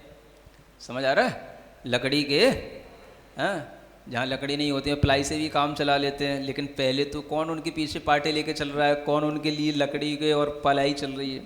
तो वो जंगलों में रहने वाले होते हैं, नदियों के किनारे रहने वाले होते हैं, तो बालू पे भी सो जाते हैं, नदियों के किनारों पर। समझ आ रहा है? और गुफाओं में पत्थरों पर सो जाते हैं। क्या समझ आ रहा है? कुछ नहीं होता उनके पास में, चटाई वटाई। समझ आ रहा है? हाँ, और ना कोई देने वाला ना कोई पूछने वाला। तो उस समय पर जब इस तरह से शयन करना भी एक परिचय, सैया परिचय बोलते हैं इसको, है ना। अच्छा, शयन करने में भी ऐसा नहीं कि जैसे पड़े हैं सीधे मुंह बाए खर्राटे ले रहे हैं। समझ आ रहा है? एक करवट से लेटने को कहा गया है। एक करवट से सोना और जिस करवट से सोना उसी करवट से उठना। तो ये तो आज भी संभव है। समझ आ रहा है? जितना हो सकता है उतना तो करना चाहिए। और ये भी कहा गया कि सोने का जो आसन है वो मतलब पाषाण का भी हो सकता है और काष्ठ का भी हो सकता है ना। तो जब पाषाण को सहने की क्षमता नहीं होती या पाषाण का नहीं होता तो आप काष्ठ के आसन का भी उपयोग कर सकते हैं। तो काष्ठ का भी कठोर होता है। समझ आ रहा है? उस पर भी आप अगर एक करवट से सोओगे तो उसमें भी आपको कष्ट होएगा। उसमें भी जो कष्ट होएगा वो तभी आपको पता पड़ेगा जब आपके शरीर पर कोई कपड़ा न हो और आप एक करवट से लेटें। समझ आ रहा है? और एक करवट से उठें। तो ये जो है अपने आप में सोना भी एक कठिन परिचय है। इसको बोलते हैं सैया परिचय। सोने का मतलब मतलब नींद में डूब जाना नहीं होता है। सोने में भी कष्ट रहता है, कहने का मतलब ये। हर जगह कष्ट दे रखा है, आपको हर चीज को सहन करना है ना। चलिए। जगत जीव यावत चराचर सबके हित सबके सुखदानी तिने देख दुर्वचन कहे दुष्ट पाखंडी ठग यह अभिमानी मारो याहि पकड़ पापी को तपसी भेष चोर है छानी ऐसे वचन बाण की वर्षा क्षमा ढाल ओढ़े मुनि ज्ञानी। इसको बोलते हैं आक्रोश परिचय। क्या है ये? हाँ, ऐसा नहीं है कि सब जगह आपकी आरती उतारी जाएगी, सब जगह आपके गुणगान गाए जाएंगे। जब आप विहार करते हैं, एक गांव से दूसरे गांव पहुंच जाते हैं, एक नगर से दूसरे नगर जाते हैं, तरह तरह के लोग रास्ते में मिलते हैं और तरह तरह के लोगों से मिलने के बाद में ज़रूरी नहीं है कि सब लोग एक ही एटीट्यूड के हों। समझ आ रहा है? दूसरे लोग देखते हैं तो वह आपको गाली भी दे सकते हैं, देंगे, है ना। क्या कहेंगे? दुर्वचन देंगे। देखो कैसा दुष्ट है, पाखंडी है, कैसे इन लोगों ने समाज को ठग रखा है, नग्न घूमते रहते हैं, इन्हें शर्म नहीं आती है, समझ आ रहा है, कभी नहाते धोते नहीं है ना, और भी अच्छी अच्छी गाली आप दे सकते हो तो ये सब भी सुन करके उनके मन में किसी भी प्रकार का कोई भी उस व्यक्ति के प्रति दुर्भाव नहीं आना, ये सोच करके कि यह इसका अज्ञान है, हमें इस पर क्रोध नहीं करना, और वो अपने क्षमा भाव को धारण करके उसकी वाणी को सुन लेते हैं, किसी भी प्रकार का प्रतिकार नहीं करते हैं। वो ज्ञानी मुनि महाराज आक्रोश परिचय को जीतने वाले कहलाते हैं। निरपराध निर्वैर महामुनि तिनको दुष्ट लोग मिलि मारे, केई खेच थंब सो बांधत, केई पावक में परवार, तहाँ कोप नहीं करहि कदाचित, पूरब कर्म विपाक विचारे, समरथ होय सहे बद बंधन, ते गुरु सदा सहाय हमारे। बद परिचय कहलाता है ना। जरूरी नहीं है कि सब जगह आपकी रक्षा के लिए सब कोई मिल ही जाए, कौन किसकी रक्षा करता है। एकांत में आपको रहना है, कभी भी आकर के कोई भी आपके ऊपर उपसर्ग कर सकता है। तो ऐसे भी वध करके माने मुनि महाराज के वध भी हुए हैं, समझ आ रहा है। इतिहास पढ़ोगे आप तो आपको पता पड़ेगा, है ना। अनेक तरह से मुनि महाराज के लिए मतलब जो है विनाश किया गया है, समझ आ रहा है। धर्म के एक आक्रोश में आकर के और धर्म से द्वेष करके भी लोगों ने ऐसा किया है और ये किया जाता रहा है। तो ये कहलाता वध परिचय, समझ आ रहा है। लोग तो अग्नि तक लगा देते हैं, आगे रक्षाबंधन आने वाला है, वो भी एक वध परिचय का ही एक उपक्रम है, समझ आ रहा है। मारने के लिए सब किया जाता था। तो इस तरीके के परिचयों को सहन कर रहे थे वो 700 मुनि महाराज, ये भी वध परिचय में ही आता है। चाणक्य की कथा पढ़ना आप, चाणक्य के ऊपर भी इसी तरीके से उपसर्ग किया गया था, तो वह भी इसी तरीके से उसको उन्होंने समाधि ले ली थी। तो इस तरीके के वध परिचय को सहन करना भी ये मुनि महाराज के लिए आवश्यक, इसलिए कि आपको किसी पर क्रोध नहीं करना। अब स्वयं पार्श्वनाथ का जीवी तो देखो,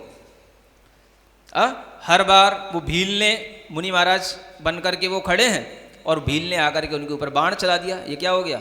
ये वध परिचय, समझ आ रहा है। क्षमा भाव से शुक्ल ध्यान किया, स्वर्ग में गए। तो ये जो है वध परिचय के अंतर्गत इस तरह से आता है। पढ़ो। धीर वीर तप करत तपोधन भयो क्षीण सुखी गलवाही, अस्तिम चाव अवशेष रयो तन, नसा जाल मल क्यों जुस माही। औषधि असन पान इत्यादिक प्राण जाय, पर जावत ना जाचत नाही। दुदर अजाचीक व्रत धारे, करहि न मलिन धर्म धर्म पर छाई। समझ आ रहा है। एक होता है याचना परिचय, क्या बोलते हैं? हाँ, क्या होता है? घोर तप करते हैं, शरीर सूखा जा रहा है, सब कुछ हो रहा है, लेकिन कभी भी याचना नहीं करेंगे, हैं? याचना माने हाँ मांगना, किसी भी तरीके की मांग करके अपने शरीर को पुष्ट बनाना, अपने जीवन को चलाना, ये याचना परिचय से रहित होना, ये भी एक बड़ी परिचय होती है। समझ आ रहा है। कुछ भी नहीं मांगना, कहना कुछ नहीं, मांगना कुछ नहीं, और सहना सब कुछ, इसको बोलते हैं याचना परिचय। आगे। एक बार भोजन की बिरिया मौन साध बसती में आवे, जो नहीं बने जोग भिक्षा विधि, तो महंत मन खेद न लावे। ऐसे भ्रमत बहुत दिन बीते, तप तप विशद भाव न भावे, क्यों अलाभ की परम परिचय, सह साधु सोई शिव पावे। समझ आ रहा है। आप सोचो, ये तो पंचम काल चल रहा है, जो आपको सब अपने व्हाट्सएप पे पता है कौन साधु का कौन चतुर्मास चल रहा है। समझ आ रहा है। हाँ, सबको नॉलेज है, पत्रिकाएं आ जाती हैं, संस्कार सागर में निकल आते हैं सबके ब्यौरे, ये माता जी, ये महाराज, इस शहर में इतने इतने सब। पहले क्या होता था? समझ आ रहा है। कौन से जंगल में कौन महाराज है किसी को पता नहीं पड़ता था, और कब कौन से महाराज आहारचर्या के लिए आ जाएं, कौन सी जगह पे आ जाएं, किसी को पता नहीं रहता था। समझ आ रहा है। एक बार आए, एक मोहल्ले में चले गए, उनने देखा आज इस मोहल्ले में कोई मिला ही नहीं। दूसरी बार गए, दूसरे मोहल्ले में चले गए, दूसरे दिन भी नहीं मिला। तीसरी बार तीसरे मोहल्ले में चले गए, वहाँ भी नहीं मिला। 6 दिन हो सकते हैं, 8 दिन हो सकते हैं, कौन जान रहा है। समझ आ रहा है। इसको बोलते हैं अलाभ परिसय, भोजन का लाभ ही नहीं होना। अंतराय तो भोजन के बाद होता है, लेकिन लाभ ही नहीं होना, इसको बोलते हैं अलाभ परिसय। तो ऐसे परिसय भी मुनि महाराज शांत भाव से जीतते हैं। अब एक ही बार उनको भोजन करना है, एक बार निकलेंगे भोजन करने के लिए। समझ आ रहा है। कई बार जब हम लोग भी मतलब किसी कारणवश अलाप कर देते हैं या कोई नियम ले लेते हैं, वो नहीं मिलता है, तो श्रावक लोग आकर के बार बार फिर मनुहार करने लग जाते हैं, महाराज दोपहर में उठ जाओ, दोपहर में उठ जाओ। मुनि महाराज एक ही बार उठते हैं। एक बार भोजन की बिरिया आती है, एक बार भोजन के लिए संकल्प लेकर के निकले तो माने एक बार हो गया, मिले तो ठीक, ना मिले तो ठीक, ये होता है। समझ आ रहा है। इसलिए ये अलाभ परिचय कहा जाता है। बात पित्त कप सोनित चारों, ये जब घटे बड़े तन माहे। रोग संयोग सोग तन उपजत, जगत जीव कायर हो जाए। ऐसी व्याधि वेदना दारुण सहे शूर उपचार न चाहे। आत्मलीन देह सौ विरगत, जैन जति निज नेम निवाहे। जैन जति निज नेम निवाहे, है ना। जो जैन यति हैं, जिनेंद्र भगवान के वचनों के अनुसार चलने वाले जैन यति कहलाते हैं। और वो अपना नियम निभाते हैं। किस बात का। उनके लिए भी रोग हो सकते हैं, एक रोग नाम का भी परिचय होता है। वात पित्त कफ से तो सबका शरीर बना ही है, वो जब बिगड़ेंगे तो रोग होंगे, और रोग होंगे तो किसी भी प्रकार का, समझ आ रहा, उपचार की ही इच्छा ना करना। कोई भी प्रकार की कोई भी दवाई ला करके दे, वैद्य बुला करके दे, उसके लिए भी उनकी इच्छा ना होना। समझ आ रहा है। ठीक हो जाए तो और ना हो जाए तो फिर क्या करें महाराज। अब ये बहुत बड़ा काम है, फिर क्या करें महाराज। अब ये वैयावृत्ति करने वाले का काम रहता है कि वो किस तरह से उनके रोग की जानकारी ले ले और किस तरह से उनके रोग को ठीक करने के लिए उन्हें औषधि पहुंचा दे, जब वो लेते हैं तब। समझ आ रहा है। ये कहलाती वैयावृत्ति। तो इस तरह की जब उपचार विधि होती है तो उनका उपचार हो सकता है, अन्यथा उनका उपचार हो ही नहीं सकता है। इसीलिए श्री कृष्ण ने वैयावृत्ति से तीर्थंकर प्रकृति का बंध कर लिया था। वो ऐसी वैयावृत्ति की थी। कभी उनकी कथा भी आपको सुनाऊंगा बाद में। चलिए। सूखे तृण अर तो खण काटे, कठिन काकरी पाए विदारे। रज उड़ी आए परे लोचन में, तीर फांस तन पीर विधारे। तापर पर सहाय नहीं बांछत, अपने कर सो काढ़ न डारे। यो तृण परस परिसह विजयी, ते गुरु भव भव शरण हमारे। एक परिसह होती तृण परिसह, है ना। जो ये तिनके होते हैं, तो जो सूखे तिनके होते हैं, इन पर भी जो है लेटना होता है ना। या ये भी जो है चलते हुए चुभते हैं। कभी कभी ये कांटे वगैरह भी पैरों में लग जाते हैं। तो ऐसे भी मुनि महाराज होते हैं जो अपने हाथ से या किसी दूसरे से भी कुछ भी कांटा भी नहीं निकलवाना। समझ आ रहा है। अब आप कहोगे सूज जाएगा, टिटनेस हो जाएगी, ये हो जाएगा, वो हो जाएगा। जो होएगा सो सब सहन कर लेंगे। समझ आ रहा है। ऐसा तो इसको बोलते हैं तृण परिचय को सहन करना। यहां तक कि अगर आंख में भी कुछ गिर पड़े तो उसको भी ना हटाना, नहीं कुछ अपने से अलग करना। इसका नाम होता है तृण परिचय को सहन करना। जे महान विद्या निधि विजयी, चिर तपसी गुण अतुल भरे हैं। तिनकी विनय वचन सो अथवा, उठि प्रणाम जन नाहि करे हैं। तो मुनि महाखेद नहीं माने, और मलिनता भाव हरे हैं। ऐसे परम साधु के अहनिस, हाथ जोड़े हम पाए परे हैं। क्या कहते हैं। ये परिचय है जिसका नाम है अज्ञान परिचय। कौन सी परिचय है ना। 2 प्रकार की परिचय होती हैं, एक प्रज्ञा परिचय है और एक अज्ञान परिचय है। तो जो बहुत प्रकार की विद्याओं के धारण करने वाले हैं, चिरकाल से तपस्या से युक्त हैं, गुणों से भरे हुए हैं, है ना, फिर भी जिनकी कोई विनय न करे, ऐसे जानकर के भी साधु अपने मन में कोई भी प्रकार की खेद खिन्नता नहीं लाते, उनके लिए कहते हैं कि यह मुनि अपनी मलिनता के भाव को हर करके अहरनिश माने रात दिन अपने ही ज्ञान में लगे रहते हैं। उनके लिए कोई आदर सत्कार नहीं देता है तो वह भी उसको जीतते रहते हैं।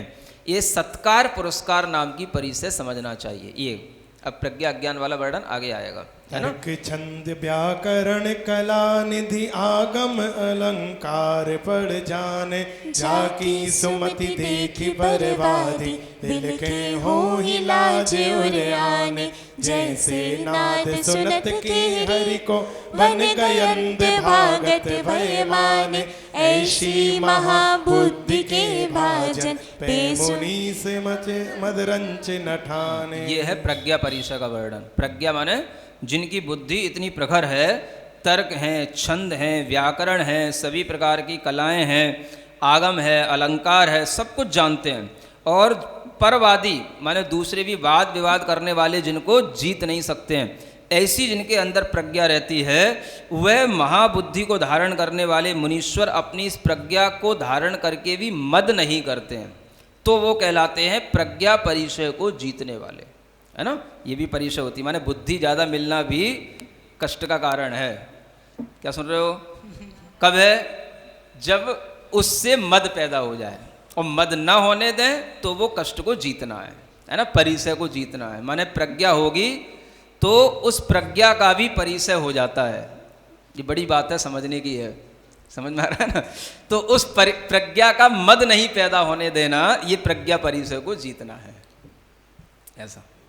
सावधान वरते निशिवासन, संयम शूर परम वैरागी, पालत भूपति गए दीर्घ दिन, सकल संग ममता परित्यागी। अवधि ज्ञान अथवा मन पर जय, केवल किरण अजो नहीं जागी। यो विकल्प नहीं करहि तपोधन, सो अज्ञान विजयी बड़भागी। ये अज्ञान परिचय, ये भी एक परिचय होती है। क्या होती है? बहुत दिन हो गए तप करते करते, सब प्रकार का ममत्व का त्याग कर रखा है, कोई हमारे पास में परिग्रह नहीं है, गुप्तियों का पालन करते हैं, फिर भी आज तक ना अवधि ज्ञान हुआ, ना मने परे ज्ञान हुआ, केवल ज्ञान की बात तो बहुत दूर है। समझ आ रहा है? ऐसा भी विचार नहीं लाना, बिना खेद के तप करते रहना, होगा तब हो जाएगा। समझ आ रहा है? ऐसा। अब चलो ये तो पंचम काल है, सो संतुष्टि हो जाती कि अभी तो होना ही नहीं। लेकिन जब चतुर्थ काल हो और जिन मुनि महाराज की आयु 1 पूर्व करोड़ की आयु होती है, 1 पूर्व कोटि की आयु, समझ आ रहा है?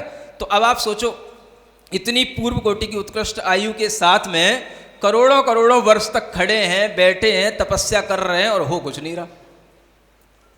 समझ आ रहा है? ये जो गौतम बुद्ध थे, इनके साथ यही तो हुआ था। जो महावीर भगवान के समय पर जो बुद्ध का नाम लिया जाता है, ये पारसनाथ भगवान के तीर्थ चल रहा था, तो ये पहले जैन भिक्षु ही बने थे, जैन साधु बने थे ये गौतम बुद्ध। समझ आ रहा है? और इन्होंने खूब तपस्या की थी, और तपस्या करते करते मतलब एक दिन तो इनके प्राण ही लटक गए। कहने का मतलब कि अब तो बचेंगे कि ना बचेंगे। तब इनके दिमाग कुछ घूमे, बोले ऐसे करने से तो मर जाएंगे, कुछ नहीं होएगा। समझ आ रहा है? ना अवधि ज्ञान हो रहा है, ना केवल ज्ञान हो रहा है, सुन रखा है, होना जाना कुछ नहीं है।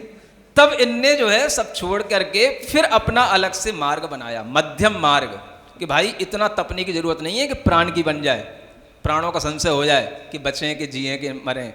समझ आ रहा है? ऐसा तप करने की जरूरत नहीं है। तब इनने मध्यम मार्ग अपनाया, ये गौतम बुद्ध। इसी तरीके के अज्ञान परिचय नहीं जीतने का ये परिणाम है। समझ आ रहा है? जो आज बुद्ध मत आपको दिखाई दे रहा है। चलिए। मैं चिर घोर तपो तप कीनो, अजो रिद्धि अतिशय नहीं जागे। तप बल सिद्ध होई सब सुनिए, सो कुछ बात झूठ सी लागे। यो कदादि चित्त में नहीं चिंतत, समुखित शुद्ध शांत रस पागे। सोई साधु अदर्शन विजयी, ताके दर्शन सो अग भागे।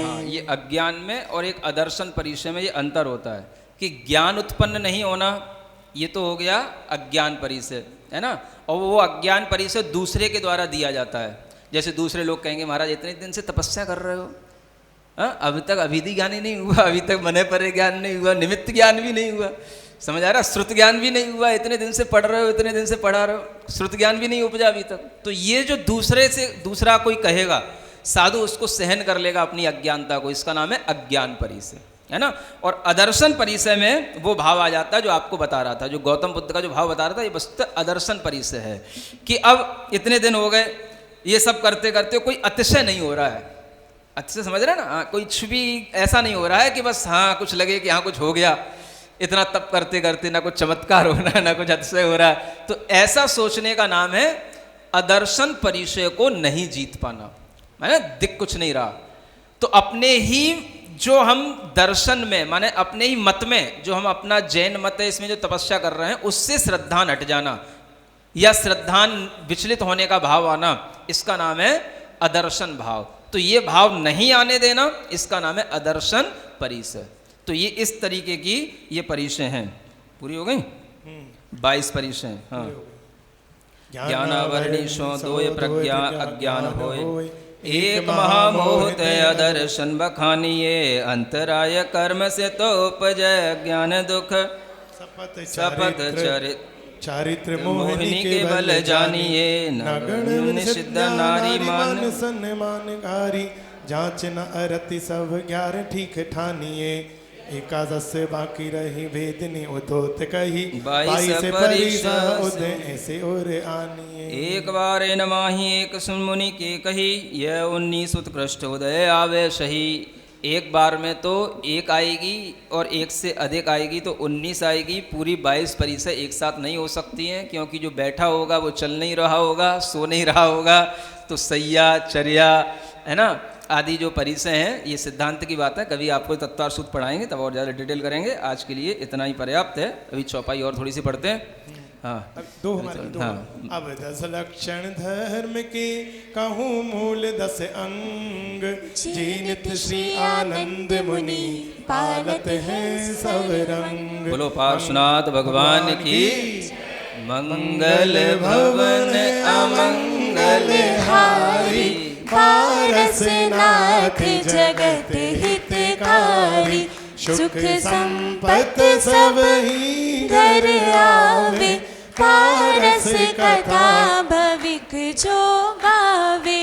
बिना दोष दुर्जन दुख दे, समरथ होय सकल सहले, क्रोध कसाय न उपजे जहाँ, उत्तम क्षमा कहावे तहाँ। अब ये 10 लक्षण धर्म तो आपको सबको आते ही है ना। सो आप अच्छे ढंग से ध्यान से सुन लो, क्षमा क्या कहलाती है, मार्दव आर्जव क्या कहलाता है ना।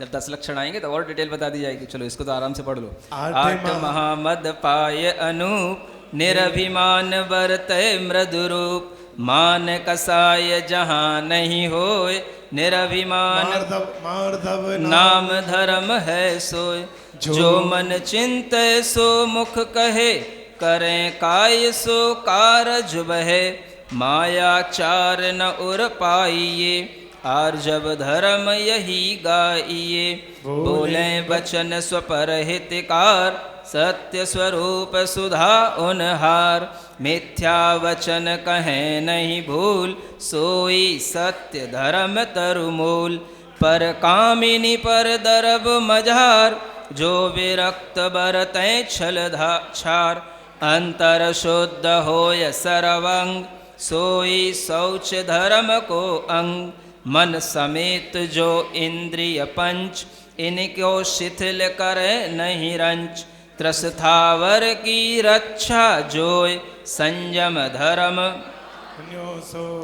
ख्याति लाभ पूजा सब क्षण, पंचकरण को दीजय दंड, सो तप धर्म कयो जगसार, अनशन आदि 12 प्रकार, संयम धारी वृत्ति वरदान, दीजय 24 उत्तम दान, तथा दुष्ट विकल्प परिहार, त्याग धर्म बहु सुख दातार। काहिज परिग्रह को परित्याग, अंतर ममता रहे न लाग, आकिंचन यह धर्म महान, शिव पददायक निश्चय जान। बड़ी नार जननी समजान, लघु पुत्री सम बहन बखान, तज विकार मन बरते जे, ब्रह्मचर्य परिपूरन एह। धर्म धर्म के फल विषय, बरतैं प्रीति विषेक, यही भावना पंचमी लिखो जिनागम देख। औषधि अभय ज्ञान आहार, महादान यह चार प्रकार। 16 कारण भावना आएगी महाराज जी इसके बाद, 16 कारण भावना आएंगी ऐसा। हाँ, बीच में पन्ना कहाँ से आ गया? 10 लक्षणी बाद 16 कारण। 16 कारण भावना, भावे मुनि आनंद, तिनको नाम स्वरूप कछु, लिखो सकल सुख कंद। अब 16 कारण भावना से भी सब परिचित है ना। चलो सब लोग 16 कारण के व्रत भी करते हैं, तो इस तरह की ये चौपाई पढ़ करके भी 16 कारण की भावना गा सकते हैं। मंगल भवन अमंगल हारी, पारस नाथ जगत हितकारी, सुख संपत सब ही घर आवे, पारस कथा भविक जो गावे। 8 दोष मद 8 मलीन, 6 अनायतन 60 3, ये 25 मल वर्जित होय, दर्शन शुद्धि कहावे सोय। रत्नत्रयधारी मुनिराय, दर्शन ज्ञान चरित समुदाय, इनकी विनय विषय परवीन, द्वितीय भावना सो अमलीन। शील भार धारे सकचेत, सहस 18 अंग समेत, अतिचार नहीं लागे जहाँ, तृतीय भावना कहिए तहाँ। आगम कथित अर्थ अवधार, यथाशक्ति निज बुद्धि अनुसार, करे निरंतर ज्ञान अभ्यास, तुरीय भावना कहिए तास। धर्म धर्म के फल बीच में क्या गया? साधु समाधि कहावे सोय, यही भावना अष्टम होय।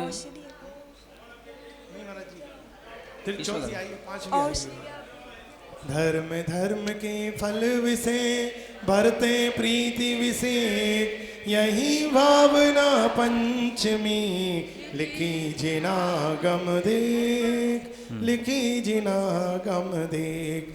औषधि अभय ज्ञान आहार, महादान यह 4 प्रकार, शक्ति समान सदा निर्भय, छठी भावना धारक भय।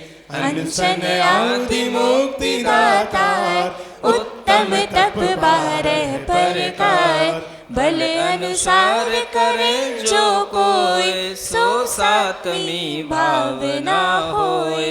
जति वर्ग को कारण पाए, विघ्न होते जो करे सहाय। साधु समाधि कहावे सोय, यही भावना अष्टम 10 होय। विधि साधु जिनागम कहे, पथ पीड़ित रोगाधिक गहे, तिनकी जो सेवा सत्कार, यही भावना नौमी सार। परम पूज्य आत्म अरहंत, अतुल्य अनंत चतुष्टयवन, तिनकी तुति नति पूजा भाव, दशम भावना भव चलना।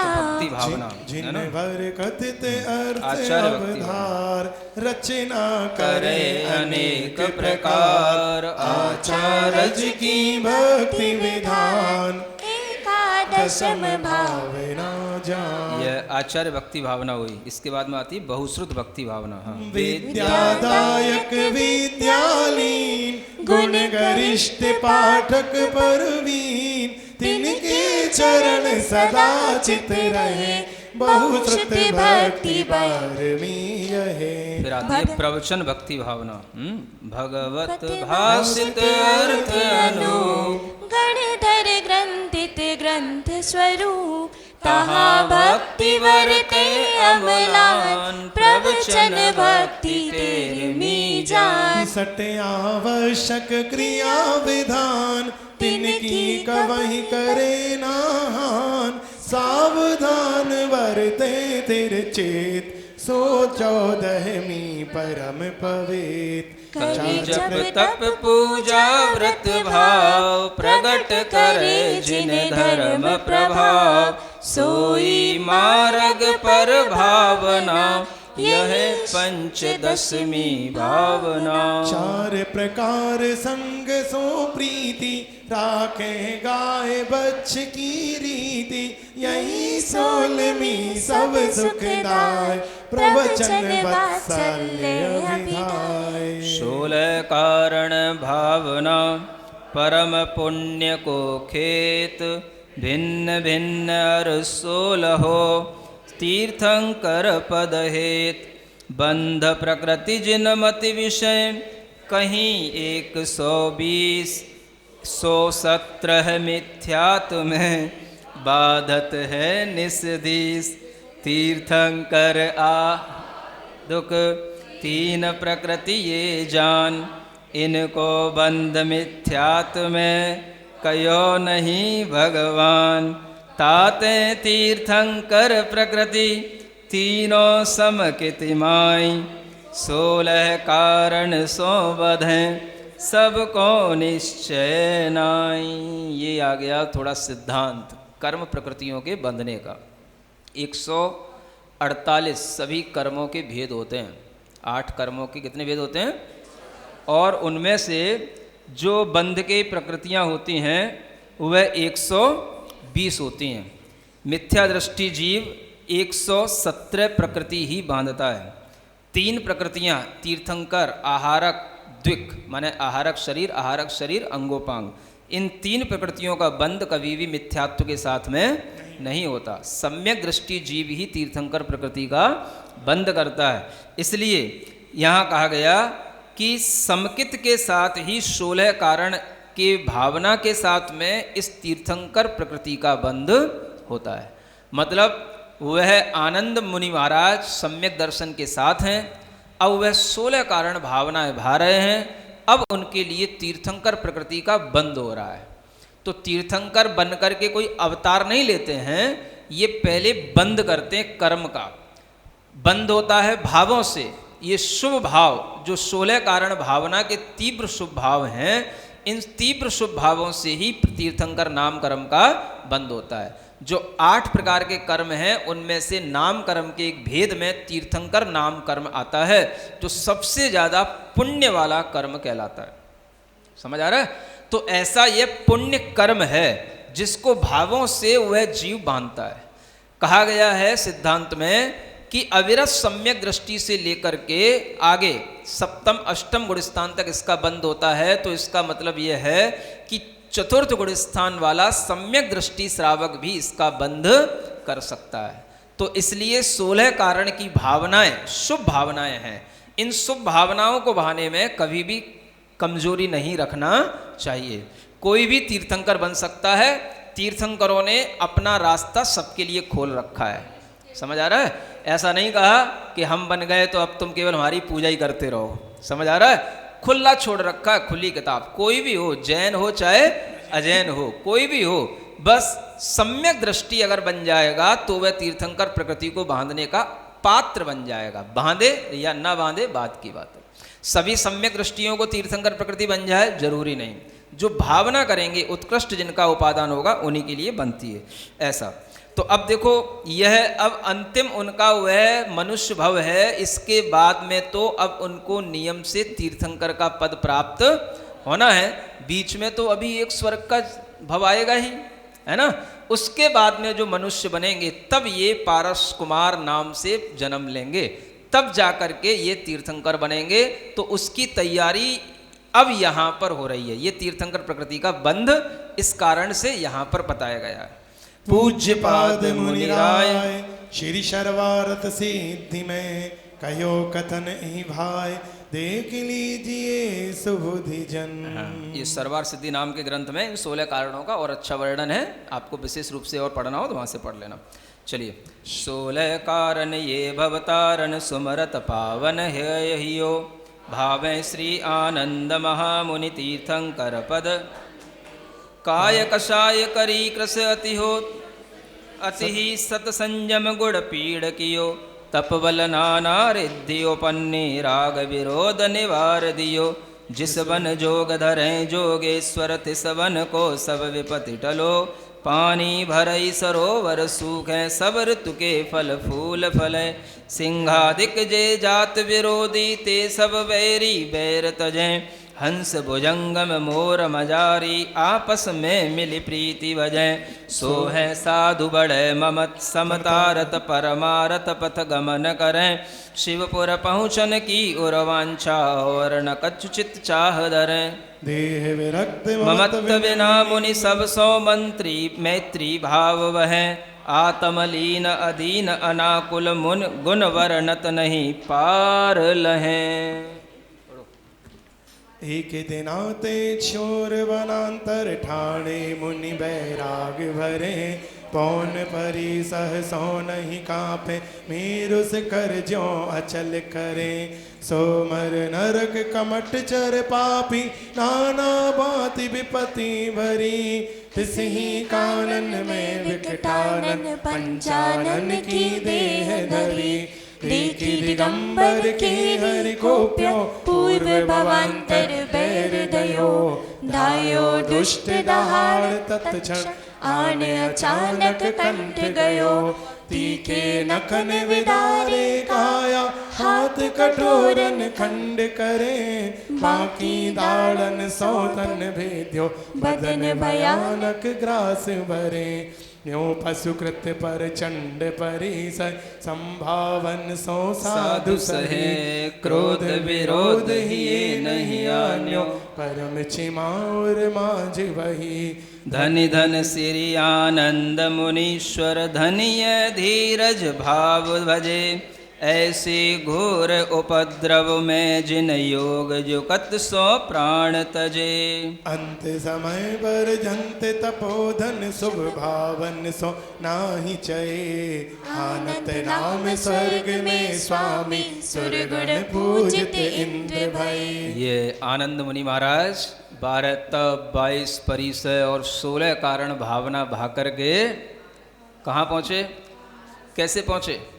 अंत में कमठ आए बिना तो पहुँच ही नहीं सकते हैं, है ना। स्वर्ग में पहुँचने के लिए कमठ ही तो आएगा, वही तो उनके ऊपर उपकार करेगा, उसके बिना तो वो जा ही नहीं सकते हैं। तो वो कमठ का जीव क्या रूप धर के आया, कौन सा जन्म लेकर के आया? सिंह का। पंचानन बोलते हैं शेर को, समझ आ रहा है। उस वन में जहाँ ये तपस्या कर रहे थे, शेर बन करके वो जन्म लिया और फिर उसने उनको शेर बन करके खाया। उन्होंने अपने देह को त्यागा और अब वह आनत स्वर्ग, आनत प्राणत आरण अच्युत, समझ आ रहा है। ये 13वां स्वर्ग कहलाता है। शतार सहस्रार के ऊपर आनत नाम का 13वां स्वर्ग होता है। इस स्वर्ग में वो गए, तब आप बोलते हो आनत स्वर्ग विहाय बामा और आए, अब आएंगे एक भव बाद में, समझ आ रहा है। कहीं प्राणत भी लिखा है। अब भाई ये तो मतांतर हो सकते हैं, कहीं आनत हो कहीं प्राणत हो, तो कोई बात नहीं, 13वां 14वां आसपास ही है, हाँ जैसा भी हो। तो कुल मिलाकर के अब वह स्वर्गलोक में कल्पवासी देवों में उनका जन्म हुआ है। और अंत में ये दोहा पढ़ते हैं, स्वर्गलोक वर्णन लिखो यथाशक्ति सुखरीत धर्म धर्म के फल विषय ज्यों मन उपजय प्रीत। बोलो पारुषनाथ भगवान की जय। बस।